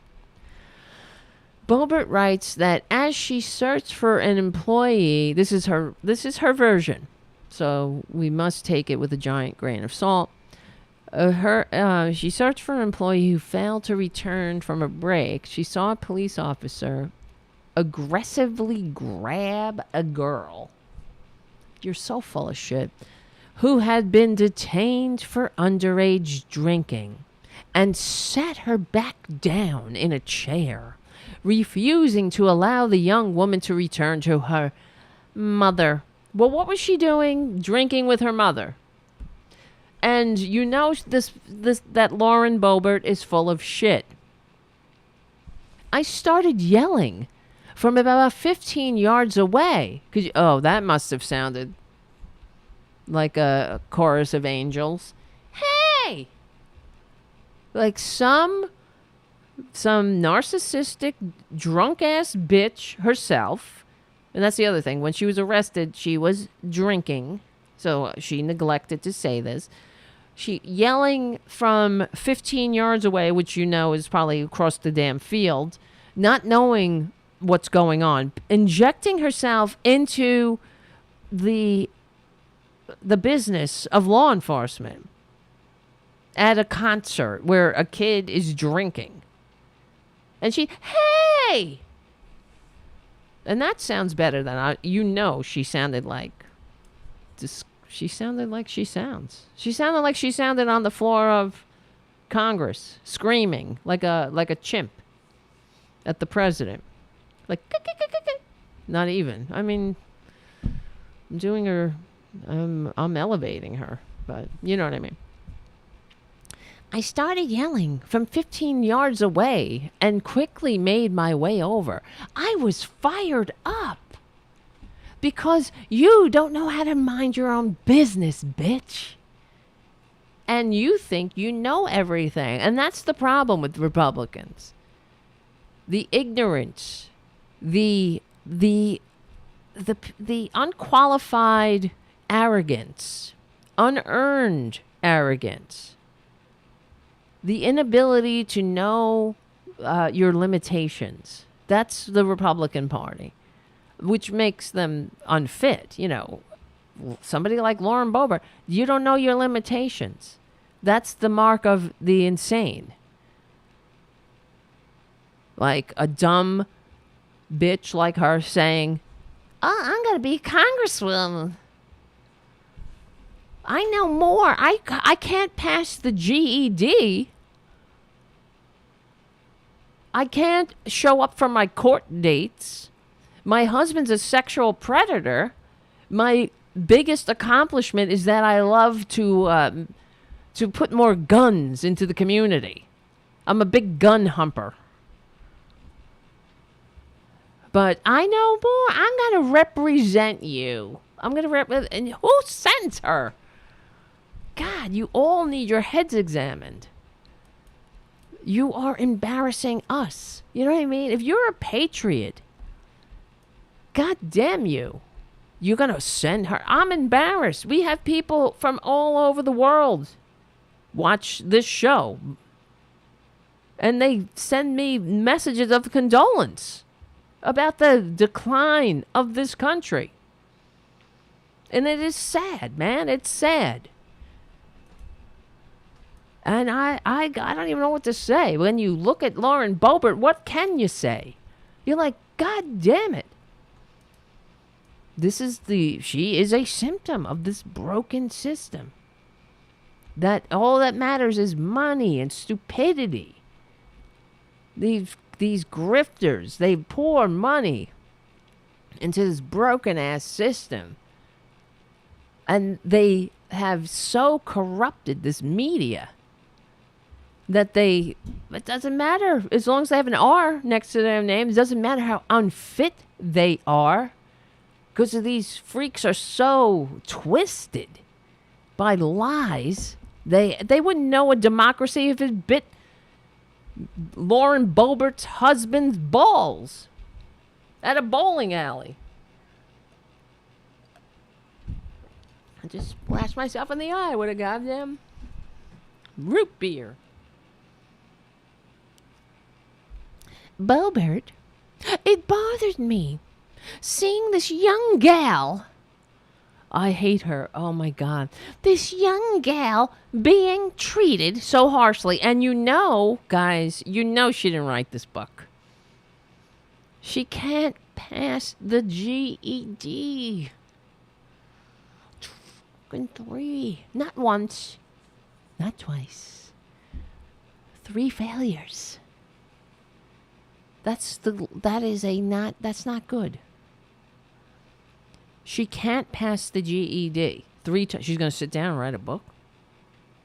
No, honey, there's a whole thing. It's called ghostwriting. You hire somebody. You're like, yeah, I was at a bowling alley once when my husband was being... well, no, I wasn't there. My husband was being harassed by these two young girls and a bartender. That they were like, let me see it. He was like, stop. And then he just showed it to them, and then it got so blown out of proportion. What is this world coming, these liberals everywhere, expecting men, Republican men, to keep their dicks in their pants? How is this even, what is this, grooming? They're grooming us. Next thing I don't want to say their name, their pronouns. Next thing you know, somebody's husband is showing their dick. And he didn't help. He couldn't help it because he had to say somebody's pronoun one day against his will. He was like, oh, this shit again. When will it ever stop? When will I ever stop being so abused? When I'm expected to wear pants. And somebody was picking on me. They were like, oh, man. But you're a grown man. What do you expect, right? Well, this is what they hear all the time, too. It's like everybody else's fault. Republicans, they're not in control because everybody's picking on them. And if any problems we have, dead children in schools being murdered with assault weapons, that's because somebody wanted to be... they wanted to be called by a different pronoun that they did, and it was all crazy. And the white people are being so picked on.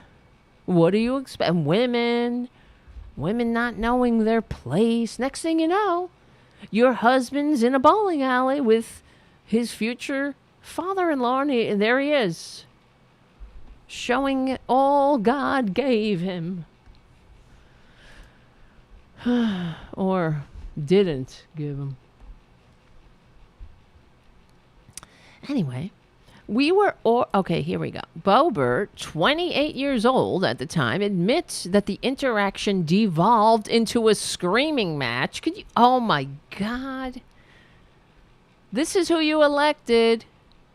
A screaming match between her and the officers involved, who wanted her who warned her that the matter of the girl, the drunk girl, was none of her business. And guess what? They were right.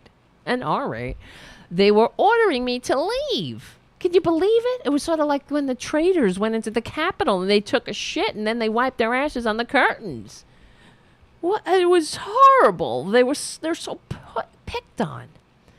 And that, as they did, I brought out my smartphone. Brought out my, that's what she writes. Maybe she did write this. I don't know.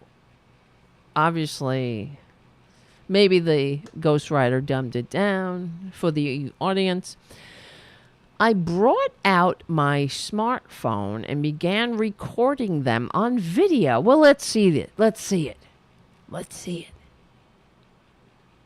Of course, I threatened to show it to the news media, and that's when one of them threatened me with arrest if I didn't stop. That's it. They're like, stop. We're abusing this young girl. We don't want you to report us. We're going to take you to the Gestapo police. The Gulag. I had every right to be there, and I told him so, and I felt I hadn't done anything wrong. Well, you never do. That's the problem. You never do. But you know, it's sort of like when it's the way they are, though. When everyone's, it's like when we say, when they're always complaining that liberals are like, oh, next thing you're going to call us a racist. Oh, here it goes. You're going to call us racist. Well, it's not like we don't have any other words to call you. There's lots of words. We know a lot of words.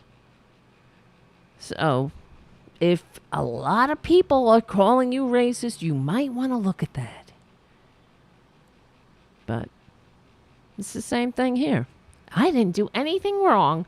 If this keeps happening, if you keep having run-ins with the law and you keep getting arrested, maybe it's not them, it's you. I don't know. Knock on wood. I don't have a record. This shit's never I live in a very crowded city, in a crowded, culturally diverse, in the most culturally diverse county, or, well, the most cultural, Astoria, Queens is the most culturally diverse neighborhood in the country. I live in Sunnyside, but it's very culturally, it's culturally diverse, Junior. I don't know, no, whatever. Boebert was put in handcuffs, cited for disorderly conduct, and ejected from the festival. There she goes again. I don't think I was ever kicked out of a place either. And all of the trauma and drama. At which point she writes that she was disappointed that she missed the headliner, Tim McGraw. Critics have accused Boebert of hypocrisy for promoting a law and order message while having her own troubled history with the law. But Boebert addressed those concerns in her book, arguing that her behavior was the result of officers, you see, right? I forget it. Like if someone with darker pigment gets pulled over and then is shot, that's, that is because they didn't comply, or they didn't, just shoot themselves, I suppose. But Boebert, she's white, you know what I mean? She's allowed to inject herself and scream and yell and be just a public nuisance. And it's everybody else's fault.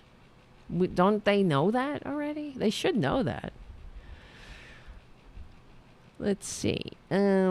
But Boebert addressed the concerns by arguing her behavior was a result of how officers had treated the unnamed girl. Because you know what a champion she is of unnamed girls, unless her husband is sexually assaulting them. Then they're the abuser. And she wants us to know she has no animosity towards the police, because first of all, she doesn't know what that word means. So how could she have it? She doesn't.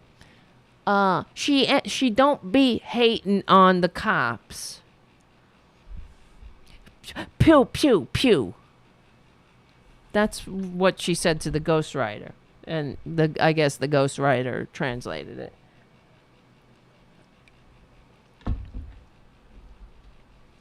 But let's see.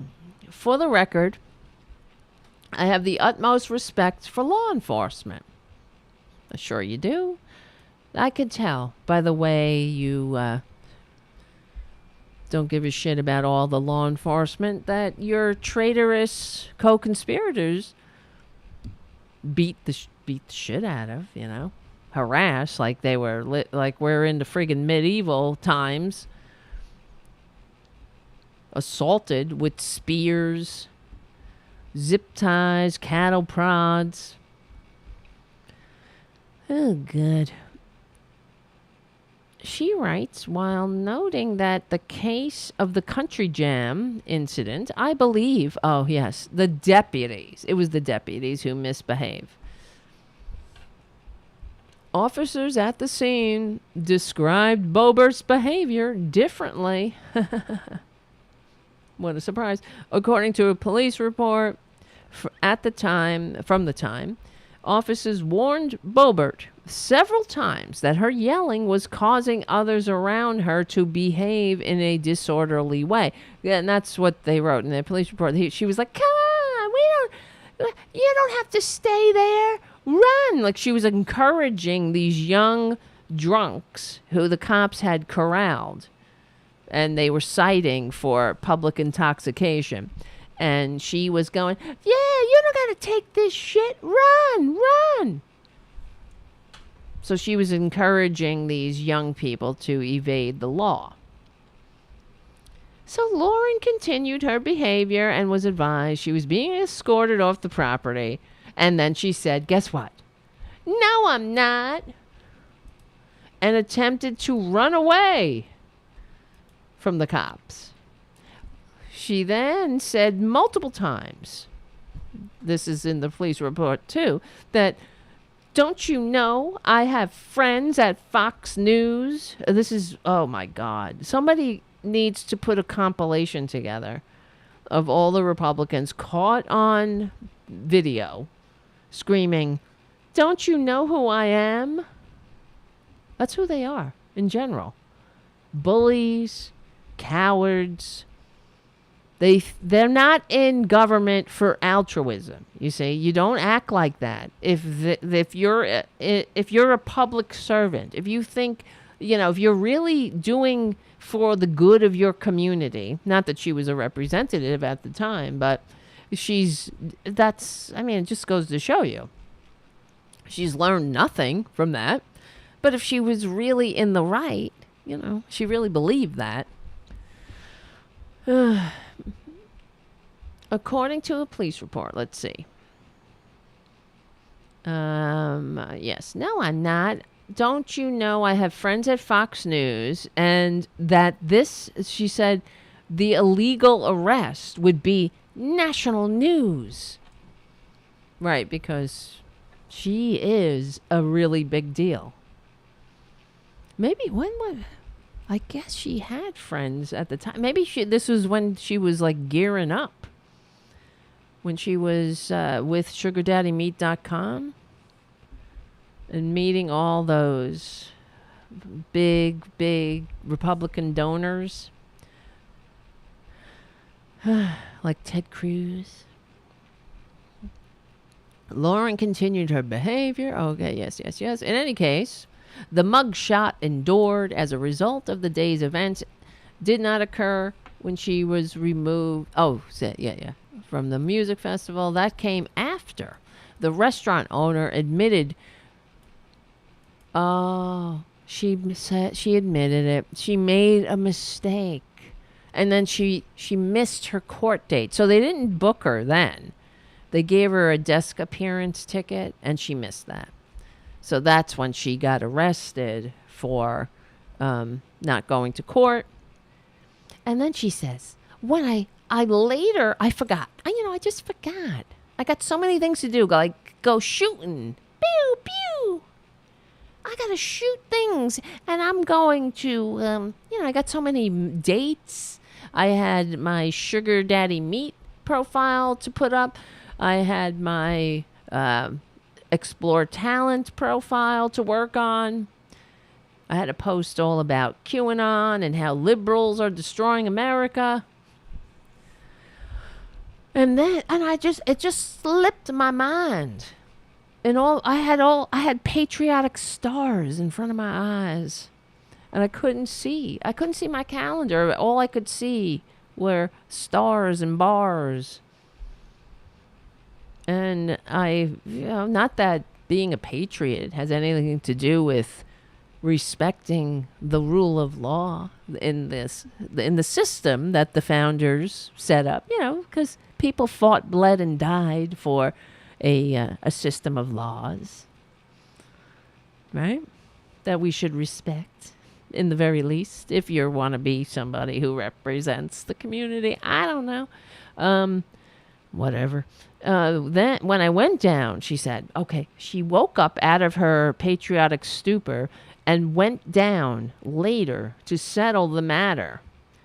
I signed paperwork I hoped would resolve everything. But yeah, because that's how it works, right? When you're white, you can be you can flagrantly, and even if you can't pronounce that word, you know what it means, be a disorderly, drunken nuisance in the community, and then you could just go down at your leisure when you don't show up for your court date and sign something. Just sign your name. Maybe somebody can sign your husband's dick, and then it's, everything is well. I just thought I signed some paperwork. She writes, I hoped it would resolve everything. What paperwork? Just a piece of paper? Somebody gave you a paper. You're like Lauren Boebert. With love. Keep your feet on the ground and keep reaching for the stars. XOXOXO. Lauren. I thought it meant that would resolve everything. What's on the paperwork? This meant I'd be getting a mugshot. Oh, so she went down to resolve things. And then wasn't she surprised when they were like, sorry, bitch. We got to take you a picture because you're a menace to the community. And now we have to take your mugshot. And a meeting with the deputy district attorney, who should have thrown your ass in jail, but in the same chapter titled Pretty Little Mugshots. Shut your face. Oh my God. And she didn't write that either. She's just approved it. It was like, oh, that's good. I like that. Because it's like me taking my mugshots and owning them. Like how the queers owned Queer Nation. They took back their power. Now I'm taking back my mugshots. Boebert details a second brush with the law that resulted in another mugshot. One in which she laments that she wasn't looking her best because she was scrambling to get her children to school. Oh, well, you see what I mean? She was a mama. She's a mama bear. I didn't care how she looked. She was like, come on, fuckers. Get in the car. Months earlier, Boebert writes she was driving herself and her husband home after a long day of work, of being a dick at their restaurant with their, where everybody's walking around. Who the hell wants to eat at a restaurant? That's what I was thinking too. I saw their stupid gimmick restaurant was shut down. It's like, who the hell wants to eat there? You want to? I'm like, okay, I'll have a salad. Hold the accidental discharge to the head. You know what I mean? Jesus Christ. These people. You got to walk around with a bunch of people with guns. Oh, you feel safe there? I wouldn't really feel that safe with a bunch of randos walking around with assault weapons.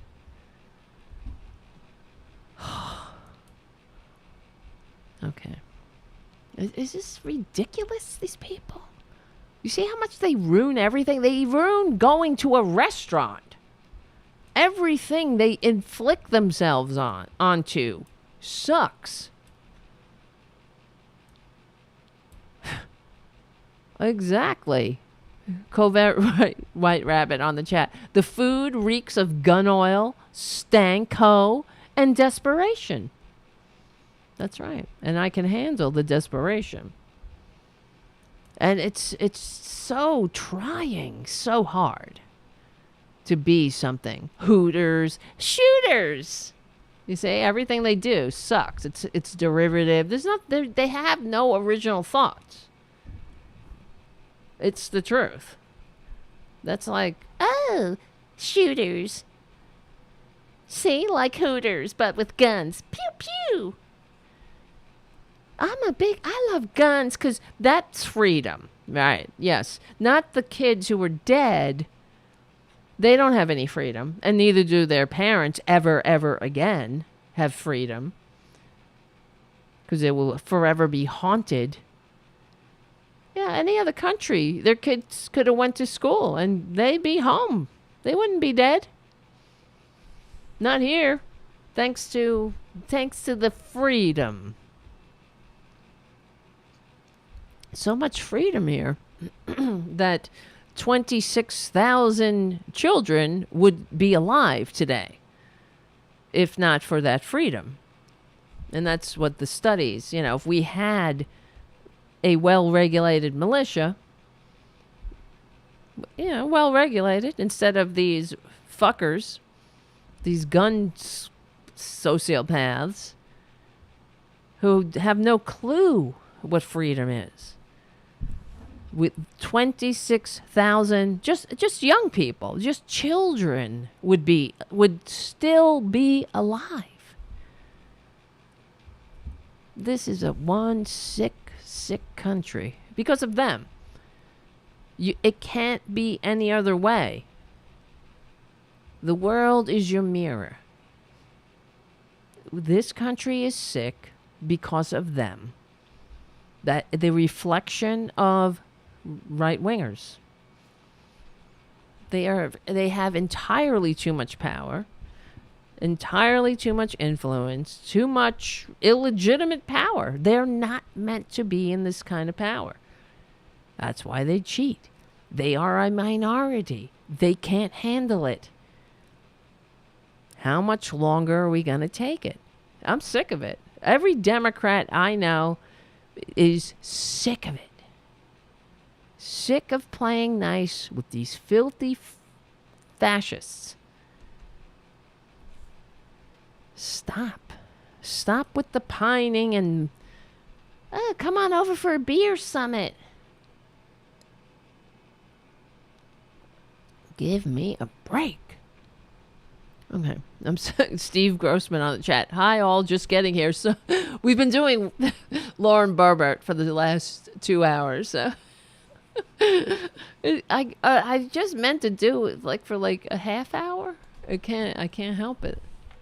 And it went on and on. I know it's going on a little long, but it never stops though. Okay, we'll get off it. Then one last, I guess. Well, oh boy. There's something terrifying. It's coming down the pike.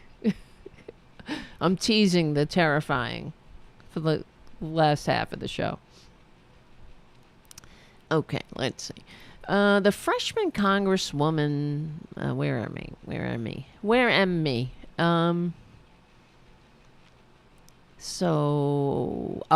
Here. This is another arrest. We read that. She went down to settle the matter. She wanted to sign some random paperwork that said, nothing. It was just, here, Lauren, I'm out of here, thanks. In the same chapter, Pretty Little Mugshots, Boebert details a second brush with the law that resulted in another mugshot. That she wasn't looking her best because she was getting her precious children to school. Your children aren't precious, because let them go die in a mass shooting. But her precious is everybody else. We can all take our lives into our own hands going to the supermarket. But okay. Not her though. Don't worry, she's fine. She's a good guy with a gun. We saw all the good guys with the gun at the Uvalde school, sitting, putting on hand sanitizer, running for their lives because they didn't want to get shot with an assault weapon. When that well-regulated militia was going from classroom to classroom killing children, and then they cut the screams out. I don't know if you saw that. They cut the screams out of the video. Why? Why'd they do that? We don't want to be unseemly here in America. We have very high standards. We don't want anybody to be upset by screams of children, even though it doesn't matter. Those parents will hear the screams of those children their entire lives. But we are very delicate. When a well-regulated militia decides to go shoot up a school, we don't want to hear the screams. Because that might upset someone. We don't want to upset each other. It's okay to see the coffins all decked out in baseballs and TikTok videos and all their favorite little things that kids like to do. That's not upsetting. Not upsetting. But we don't want to hear the screams. And everyone, that's just the price of freedom. We want to be free from screams. Not from dead children or dead anybody. Dead people at a 4th of July parade, dead people at a supermarket, at a concert, on and on, right? Park, place of business, everywhere you can think of. We don't want to be free of the corpses, but just the screams. Because we're very delicate. I'm sick of it. It's so it's them. It's these fucking freak fascist bastards. That's what we have to call them, you see. It's another well-regulated militia has killed some more kids, or another well-regulated militia goes to the supermarket. Oh, thank you, Covert White Rabbit, for your super chat. I don't want a leader I can have a beer with. I want an actual leader who isn't stupid, who can read and who can lead. That's for sure. Who can not embarrass us, God. Right? Who can, make us proud to be an American, right? E pluribus unum and shit. Boebert writes that she was driving herself and her husband home after a long day of work from their tacky restaurant. Their tacky derivative, sickening restaurant. Up a steep hill near their home when her wheel caught the shoulder and their truck rolled into a ditch. Well, good thing though, no guns went pew pew. Maybe she should have got out and shot that damn truck. Pew pew. How dare you roll into a ditch? I was riding straight and all of a sudden the truck just went and rolled into a ditch. It was not my fault. Boebert claims that the site of the accident was out of cell phone range and just a mile from their house, so she opted to walk home. You know that there's more to this story. I don't know. But whatever the story is, there's a grain of truth. Obviously, they were in an accident. Who knows the truth, though? So they something happened, like that they were at fault. Yeah. something that they don't want to cop to because they take no responsibility. So the two opted to walk home and call the police for help once they got cellular service, which I wonder if the cops did a test, if there is actually cellular service there. She said she received a citation for careless driving. If you roll into a ditch for a good reason, they're not going to give you a citation for careless driving. There especially if there's no other vehicle involved. They wouldn't give you a citation. I've been involved in a few fender benders. I was in a serious accident once. That's another story. But the cops, that's what they do. I actually hit somebody. This was a long time ago. Someone was stopped on the Verrazano Bridge. I hit them from behind. They were stopped. And somebody was driving. He went like out of the lane. I didn't stop in time. I was young. I was dumb. Was young. I was a new driver. And I hit the guy. I put on the brakes and it went boom, and I hit him in the behind, But I got cited at the scene for, I guess, I was at fault. I don't remember what they cited me for. It wasn't like a big deal. I didn't go to jail. But it was like the cops' way of giving you fault for the accident. Even though they were stopped on the bridge. I think they cited me. It must have been speeding or something. I don't know. But I don't know, man. I didn't go to jail. Nobody was arrested. It was just whatever. This was I'm talking like 30 years ago now. But they don't cite people. If I'm wrong here, let me know. But if you're in an accident by yourself and you roll into a ditch, the cops aren't going to come to you after the fact and cite you. When they weren't there, they didn't see. Nobody complained. It's a matter of whatever, your insurance company. Am I wrong there? That's fucking stupid. Why would the cops cite you for reckless driving if they didn't see you? You can just say, oh, this, I swerved. There was a deer. They wouldn't, there is something more to the story, as we know. Let me see.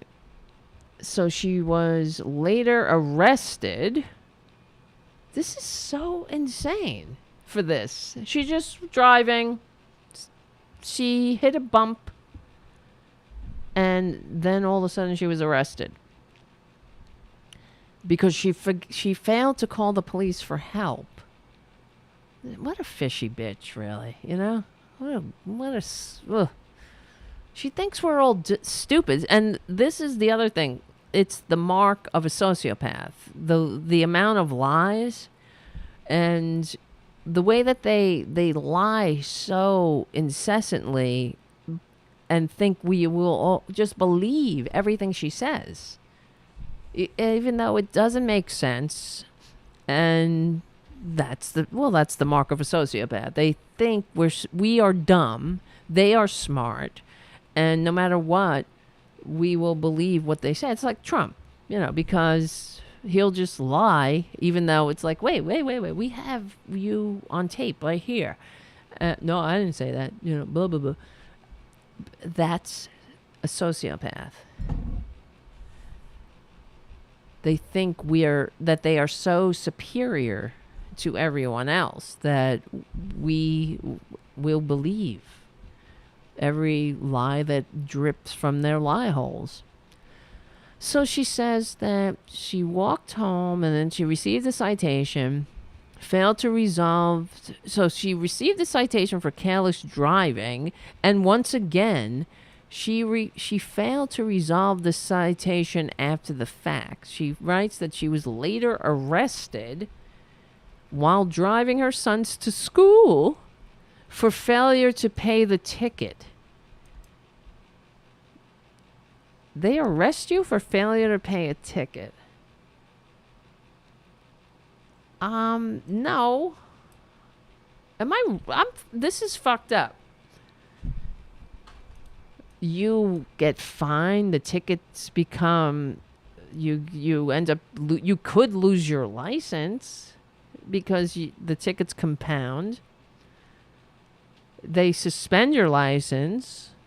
If you drive on a suspended license, then you can get arrested. But this builds up. It's not like, oh, you failed to pay your ticket, you're going to jail. Unfortunately, I knew from my previous experience what was coming. She said, she writes about how she felt when the police took her to the station. This wasn't going to be good at all. I knew another mugshot was in my future, and messy hair and a hoodie didn't make for a great look. Whatever.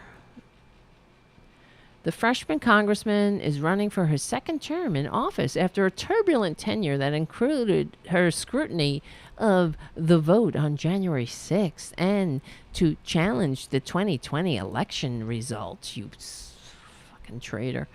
Boebert survived her primary. Remember, this is from the Washington Examiner. Despite an effort from Democrats to encourage Democratic voters in her district to drop party affiliations and vote against her in the race. But she defends her election-related rhetoric, of course, on grounds that critics have attacked her for. Whatever. Okay, that's enough. Yeah, she probably had outstanding tickets. Exactly, Robin. You don't just get arrested for not paying one ticket. There has to be multiple tickets. And there has to be multiple failures to appear. And then, but it's not even the failures to appear. You don't, even if you get tickets, what they will do, they will continue to cite you, and you will get fined on top of fines. And then if you fail to pay those, you will lose your license will be suspended because as far as I know, this never happened to me. I know people that had this happen to, because I'm in the room, so I know people that have struggled, and they don't take you to court for not paying a ticket, or they don't take you to jail. Could you imagine? The jails would be bursting even more than they are. I don't know. She's full of shit. That's the bottom line. She's a liar and a dirtbag who is a disgrace. Disgrace to the United States. She hates America. She hates democracy. And in keeping with, so here's the last thing we'll talk about. I see the time. I did not mean to spend all this time on Lauren Boebert, but I do blame being in the sun all day yesterday. It is exhausting, and I hope you guys are okay. Yeah, I do. Yeah, she probably was driving unregistered too, Robin, on the chat.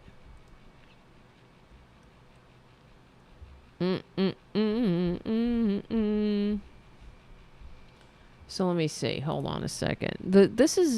We'll talk about other things tomorrow on our regularly scheduled Tarabuster Friday evening get together. But this kind of goes into what we were saying when we were reading the reviews of Lauren banned from the bowling alley, Boebert's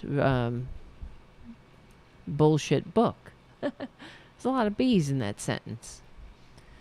Someone said, this is a Christo-fascist. Wait, hold on. What did they say? Christo. how to be a Christian without having any morals. The ramblings of a Christo-fascist. I want to start off by saying this. You will never have a theocracy, and no amount of guns will ever make that happen. Says a reviewer. Well, here's something that is incredibly terrifying. And tell me. Oh, here comes Tara Jr. Speaking of terrifying. America was not founded as a Christian nation. Of course, we know that. But there's the video. I don't know. Did you see this video? Let me just play this video. It's like these evangelical Christo-fascist gathering, and they're taking an oath that's called the Watchman Decree. So we'll read it together, okay? As a patriot of faith, I attest my allegiance first and foremost to the kingdom of God and the Great Commission. Secondly, I agree to be a watchman over our nation concerning its people and their rights for life, liberty, and the pursuit of happiness. Whereas we, the church, are God's governing body on the earth.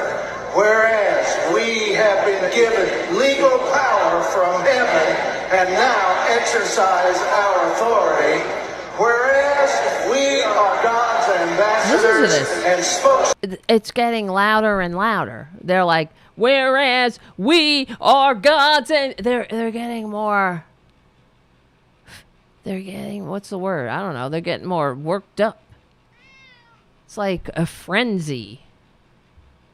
Oh, it goes on. People over the earth, whereas through the power what did they say? Wait, sorry. I didn't mean to hit that. We are the church. We are God's governing body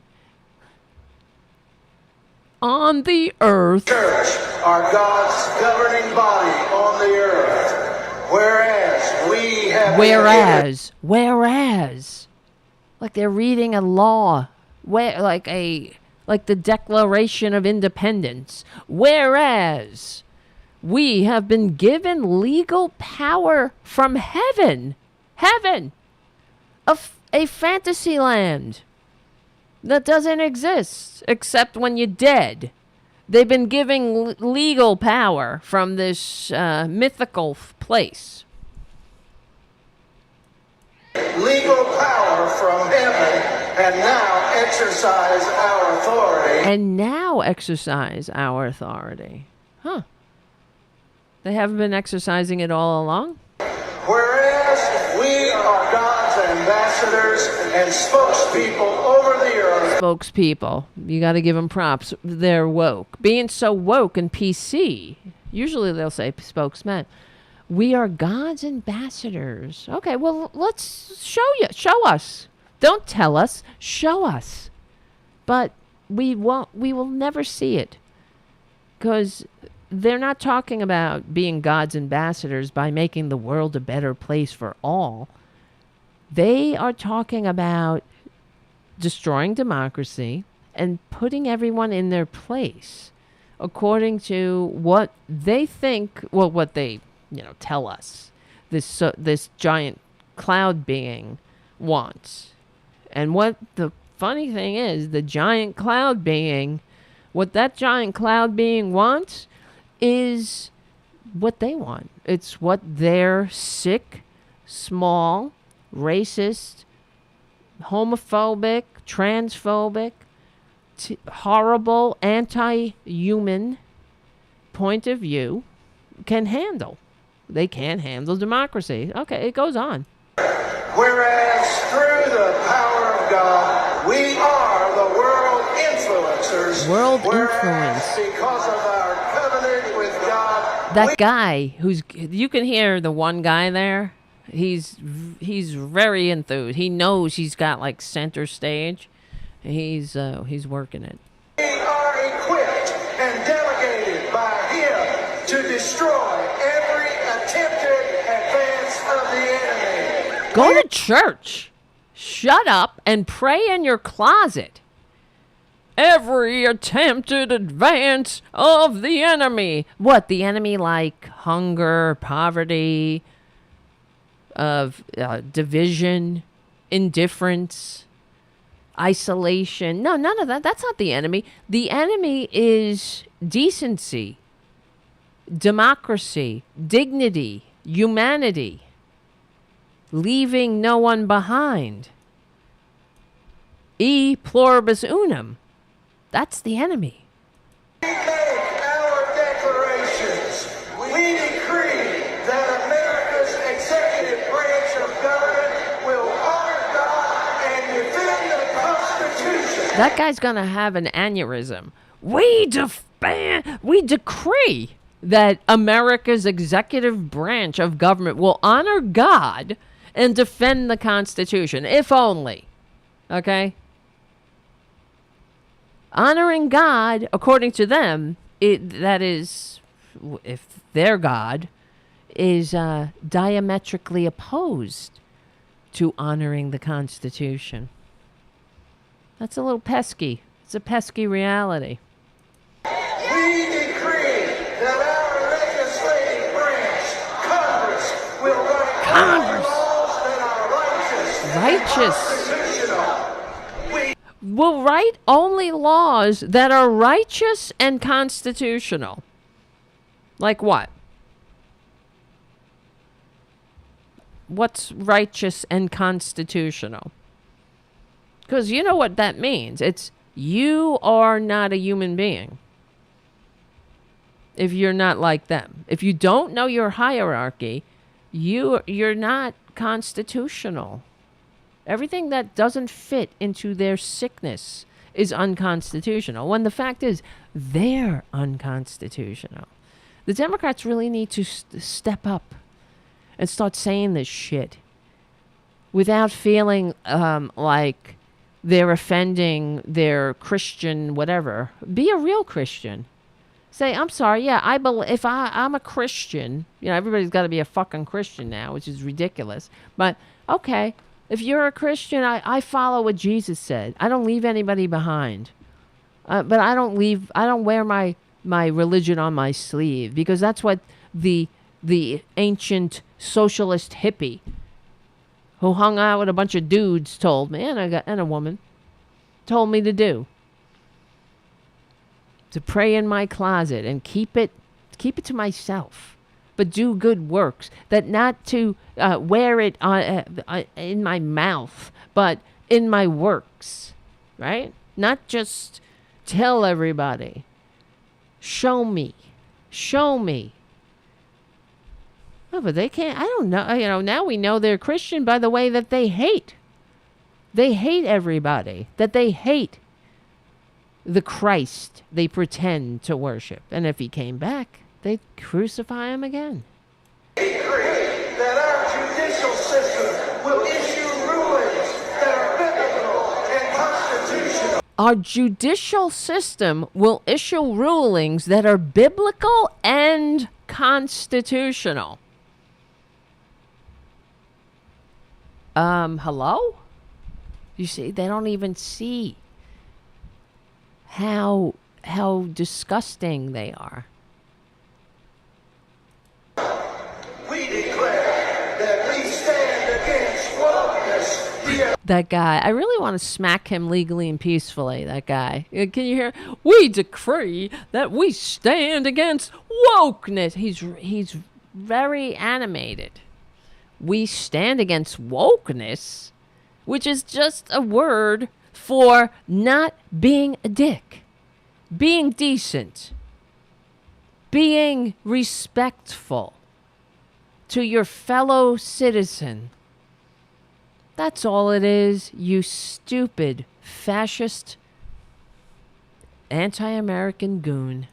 And every evil attempt against our nation, we declare and we now take back our God-given freedoms according to our Constitution. We now take back, we declare we now take back our God-given freedoms. And who the fuck took them away?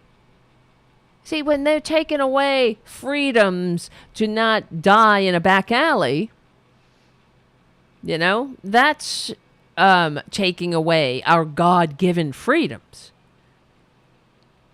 But that's what they think. When they take away our freedoms, they're taking back their freedoms. Because every day is opposite day. They hate America. They hate the Constitution. They hate democracy. They hate e pluribus unum. They hate the nation of immigrants. They hate. And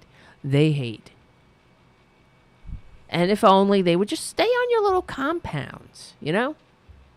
Go have your 19 kids and counting in a compound. Close your gates. Shut your mouths. Go pray in your closets. We'll live our lives. You can go live your life. You could take advantage of our socialist system. You know, we'll send you your socialist security checks. We'll allow you to drive our socialist roads and drink our socialist water and eat our socialist food and whatnot. That's inspected so all of your 19 kids and counting don't have parasites. You know, don't get all kinds of diseases. But we don't want your sickness infesting our secular government, because you're disgracing and dishonoring the sacrifice of everyone who ever died for this thing. And wrapping it around the biblical laws and the Constitution is like cuckoo land. Now we're in the cuckoo land again. These are the people. This is why the people like this is why Ben Franklin fled Massachusetts at the time, because they were nuts. The cuckoos were burning the witches. He's like, I gotta get the fuck out of here. And they're back, but they have never gone away. They're always with us. And that's why when at the time, George Washington, the church, whatever, these fuckers at the time were writing him and asking him to declare himself a Christian. And he wouldn't do it. Because he was like, this is not what this is. It doesn't matter what I am, if I'm a Christian or not. But they never stop. And they're confused, but we have allowed it. We've allowed them to do this. All of the long leash, the long latitude we give them. Oh yeah, go homeschool here. Now it's getting worse because the Supreme Court, this fucked up, fascist, illegitimate Supreme Court, allowing the public, our tax dollars to go into their frickin' private Christian schools, allowing freaks to inflict their prayers on us in public spaces.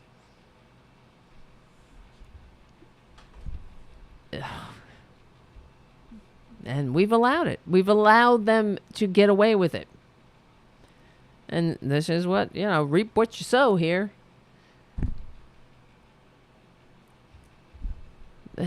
All in the name of, okay, yeah, freedom. Okay, let them, we don't, whatever. I don't want to deal with this shit. Yeah, me too. God bless America. Okay, yeah, great. Every time and God this, God that. Shut up. This is oh my God.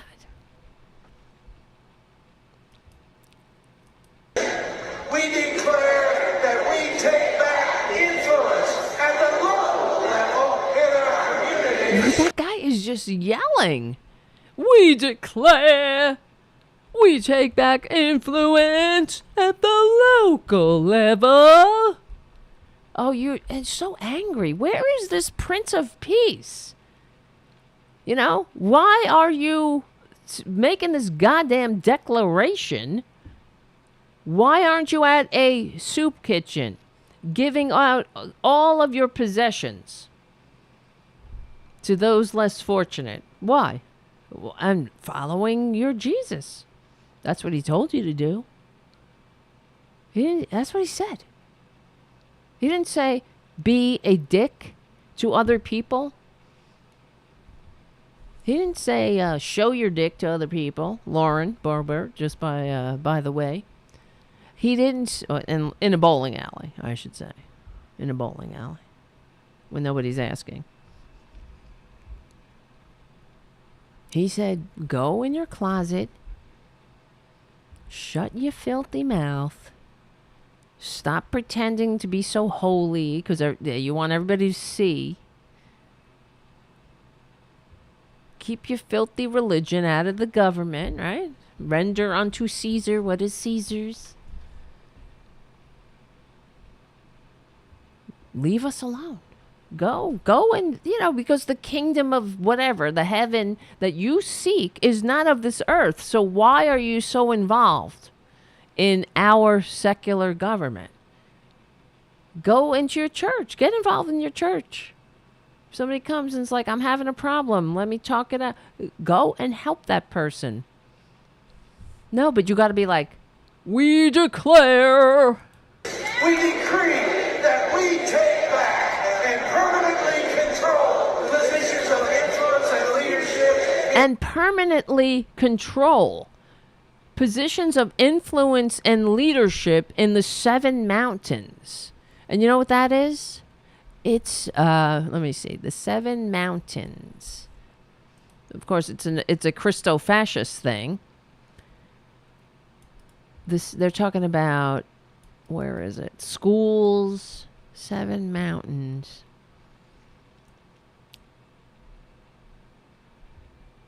The 7 mountains are society. Oh, wait, here it is.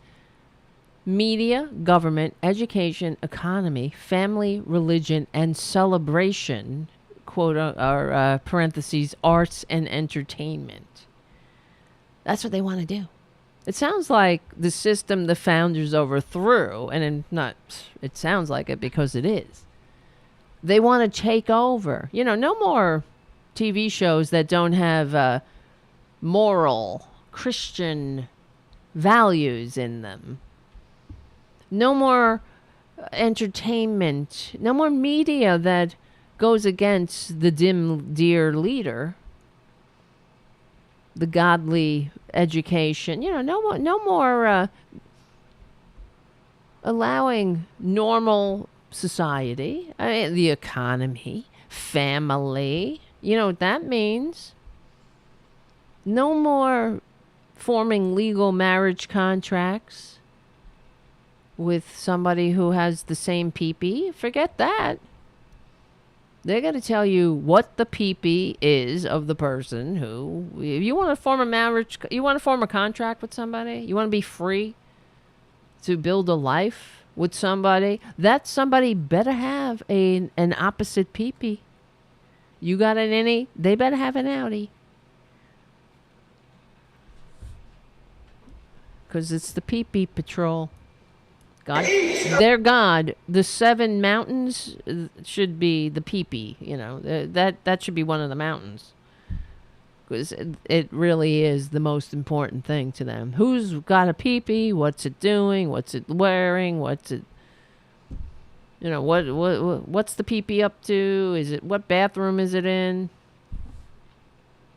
Like children, babies. Woo! Somebody's whooping it up in there, too.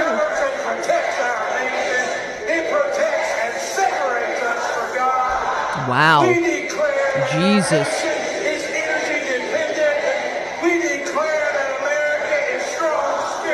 Wow.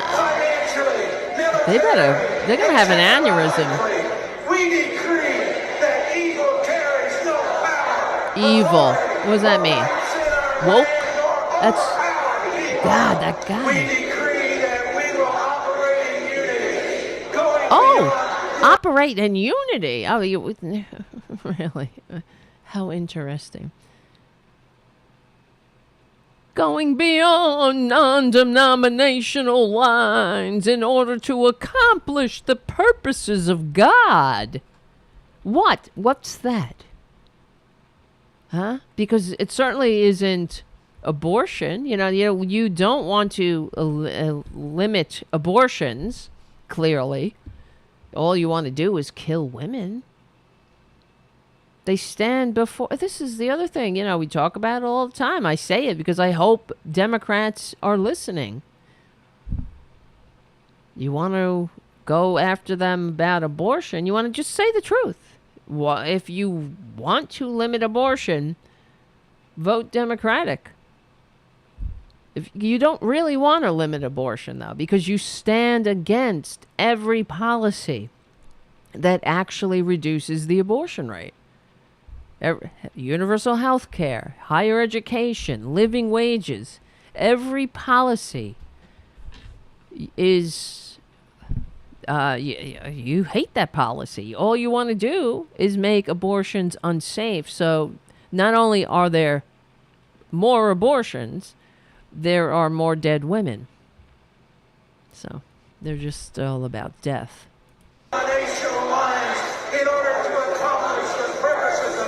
It's never stopped, too.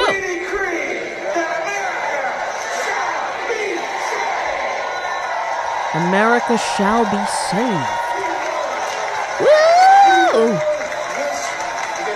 Here we go. We know this country was founded on it's not over. principles. We know the truth. Judeo-Christian principle. That shit. We know this country was founded on Judeo-Christian principle. No, it wasn't. This is the way they just keep repeating it, hoping it will be true. No, it was founded under Enlightenment principles, where people are like, get this church-state octopus off our backs. We've lived in that civilization for thousands of years. It's not working out for the majority. It works out for the king and all of his ill-gotten heirs, the gains of the elites. Oh yeah, it works out for them. Because all of the princes and the barons and the dukes and everybody, they tell us that our rewards will come in heaven. While God wanted them to have all the earthly rewards because God made them dukes and earls and friggin' barons and kings. And if you go against the king, you go against God. That's what the founders rebelled against. That's why, it took hundreds of years for these Enlightenment thinkers. They were put in jail. People were killed for these kinds of radical ideas. That's what inspired the United States and all of the democracies that came after. I hate to tell you, it was not inspired by the Bible. Because the Bible was what the loyalists, the traitors to the American Revolution, the ones who were waving the Bible, telling us we can't rebel against the king because he is our natural lord. Why don't you say this, Democrats? It's like, okay, I'm sorry that maybe you will offend a radical who will never vote for you anyway. But this is the truth. And because the Democrats have allowed this to go on and allowed it to be corrupted, hoping against hope that truth will prevail. But as you see, it only prevails when you fight for it. You don't just sit there and expect people to know things by osmosis, especially if they are submerged in fallacy and fascism.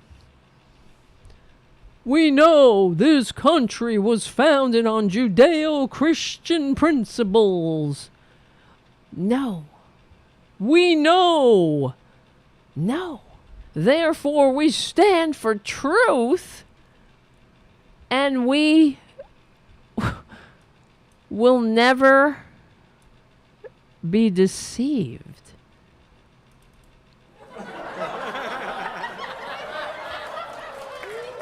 Oh, guys.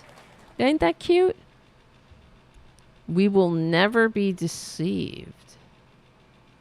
Because they stand for truth. The truth that the Bible and the Constitution are equal in government.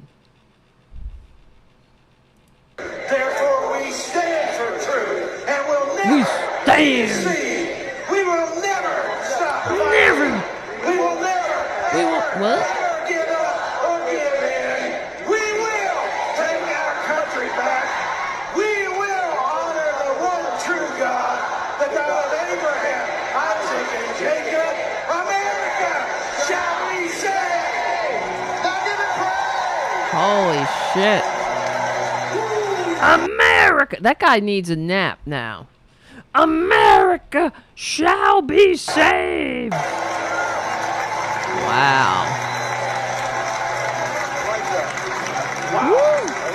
I like that. Look at all those white guys, too. The only good thing about this is that if you looked in the audience, there's a lot of old fucking crackers out there. And then they're chanting, USA! USA! I like that. And that guy who was screaming, oh, America, he was all animated. He thinks he's, God's gonna love him more if he's like, I swears to it. That God of Abraham and Joseph and Jacob and whatever the hell. Strike and strike and strike and Strike strike and strike and strike. and strike and strike and strike until you have victory. That's For every it. enemy that is aligned against you, let there be that we would strike the We ground. declare that America is strong. That's what it sounds like. Of victory. Just a I hear fucking sound of cacophony. shouting and singing. I hear a sound of victory. I hear a sound of an abundance of rain. I hear A sound of victory. I hear a sound of an abundance of rain. I hear a sound of victory. The Lord says it is done. The Lord.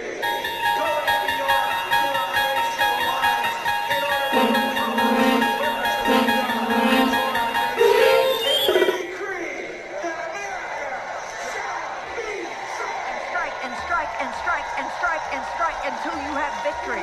For every enemy that is aligned against you, let there be that we would strike the ground, for you will give us victory, God. I hear a sound of abundance of rain. I hear a sound of victory. I hear a sound of shouting and singing. I hear a sound of victory. I hear a sound of an abundance of rain. I hear a sound of victory. I hear a sound of an abundance of rain. I hear a sound of victory. The Lord says it is It's done. The Lord says it is done. The Lord says it is done. For I hear victory, victory, victory, victory in the corners of heaven. In the corners of heaven, victory, victory, victory, victory, victory, Victory, victory, victory, For victory, angels are being victory. released right now. Angels are being dispatched right Angels now. are being- I see her on a treadmill.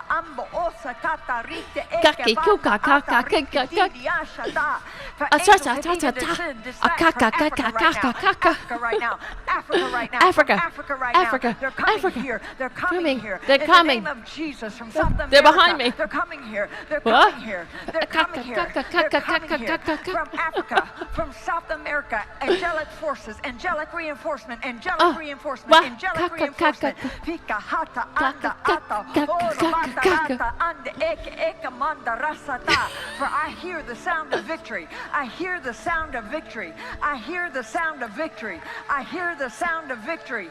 I hear the sound of victory. I hear the sound of victory. I hear the sound of victory.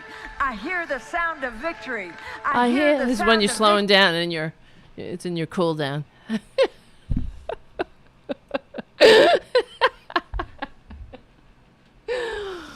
I gotta put that one next time I run on the treadmill. Or like, here they fucking come. Here they fucking come. Shit.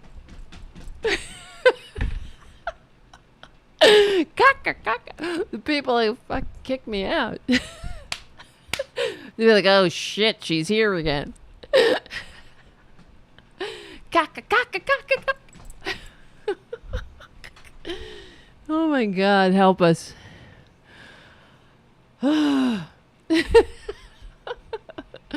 We got a lot of work to do. Oh my God, I gotta get to bed. This is insane. Someone help us. Will England take us back? Caca, caca, caca. Where's my cat? Hi, Francis, get over here. Francis, come here, honey. Francis. Oh, you ran away. I thought I saw a cat. Caca, caca, caca. All right. I gotta go lay down. Oh my God. The Lord said it is done now. So that's the end of the show. All right, guys. We will be back tomorrow.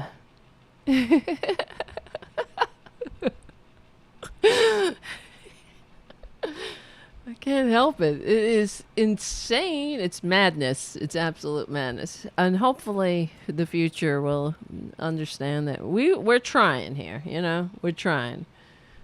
So, caca, caca, caca. Where's Ray? Ray, honey. Come here. Oh, now they're playing now. Come here, Ray. Ray. You son of a bitch. All right, caca, cacas. So tomorrow, that's so funny, Eve says. She's laughing like I did. Yeah, at the same time. I was like, it's just funny. Oh my God. Yes, it's late. Let's go get unconscious. Hopefully no angels from Africa will arrive in my dreams. All right, guys, listen. Do they think they're normal? You know what I mean? They're like, hashtag liberalism is a mental disorder. Yeah, okay. And they're like, caca, caca, caca. Okay, guys, listen up. My name is Tara Devlin. Thank you for hanging out, and I want to thank everyone for your patronage at patreon.com/Tara Devlin to keep the show going and growing. And thank you, APS Radio News, for carrying Tarabuster. See? It's like the footprints poem. When I saw one footprint, I was being carried by APS Radio News. And what else? That's it. I think I made myself a little tired there. Nah. I'm in better shape than that. I just have a headache. My neck hurts too. I have to put some of that roll-on thing on that you guys told me about, and it actually works. So, all right, but we have more stuff. We will talk about it all tomorrow. We'll meet back here tomorrow night in the 8 to 8:30 vicinity. And yeah, we will win. That's for damn sure. Because we are on the right side of history. We are on the right side of decency, dignity, and democracy. And we're also not absolutely and completely insane. Yeah, that's true. My name is Tara Devlin. Thank you so much for hanging out. We stick together. We win. I'll see you guys. I'll see you tomorrow night. Caca, caca, caca.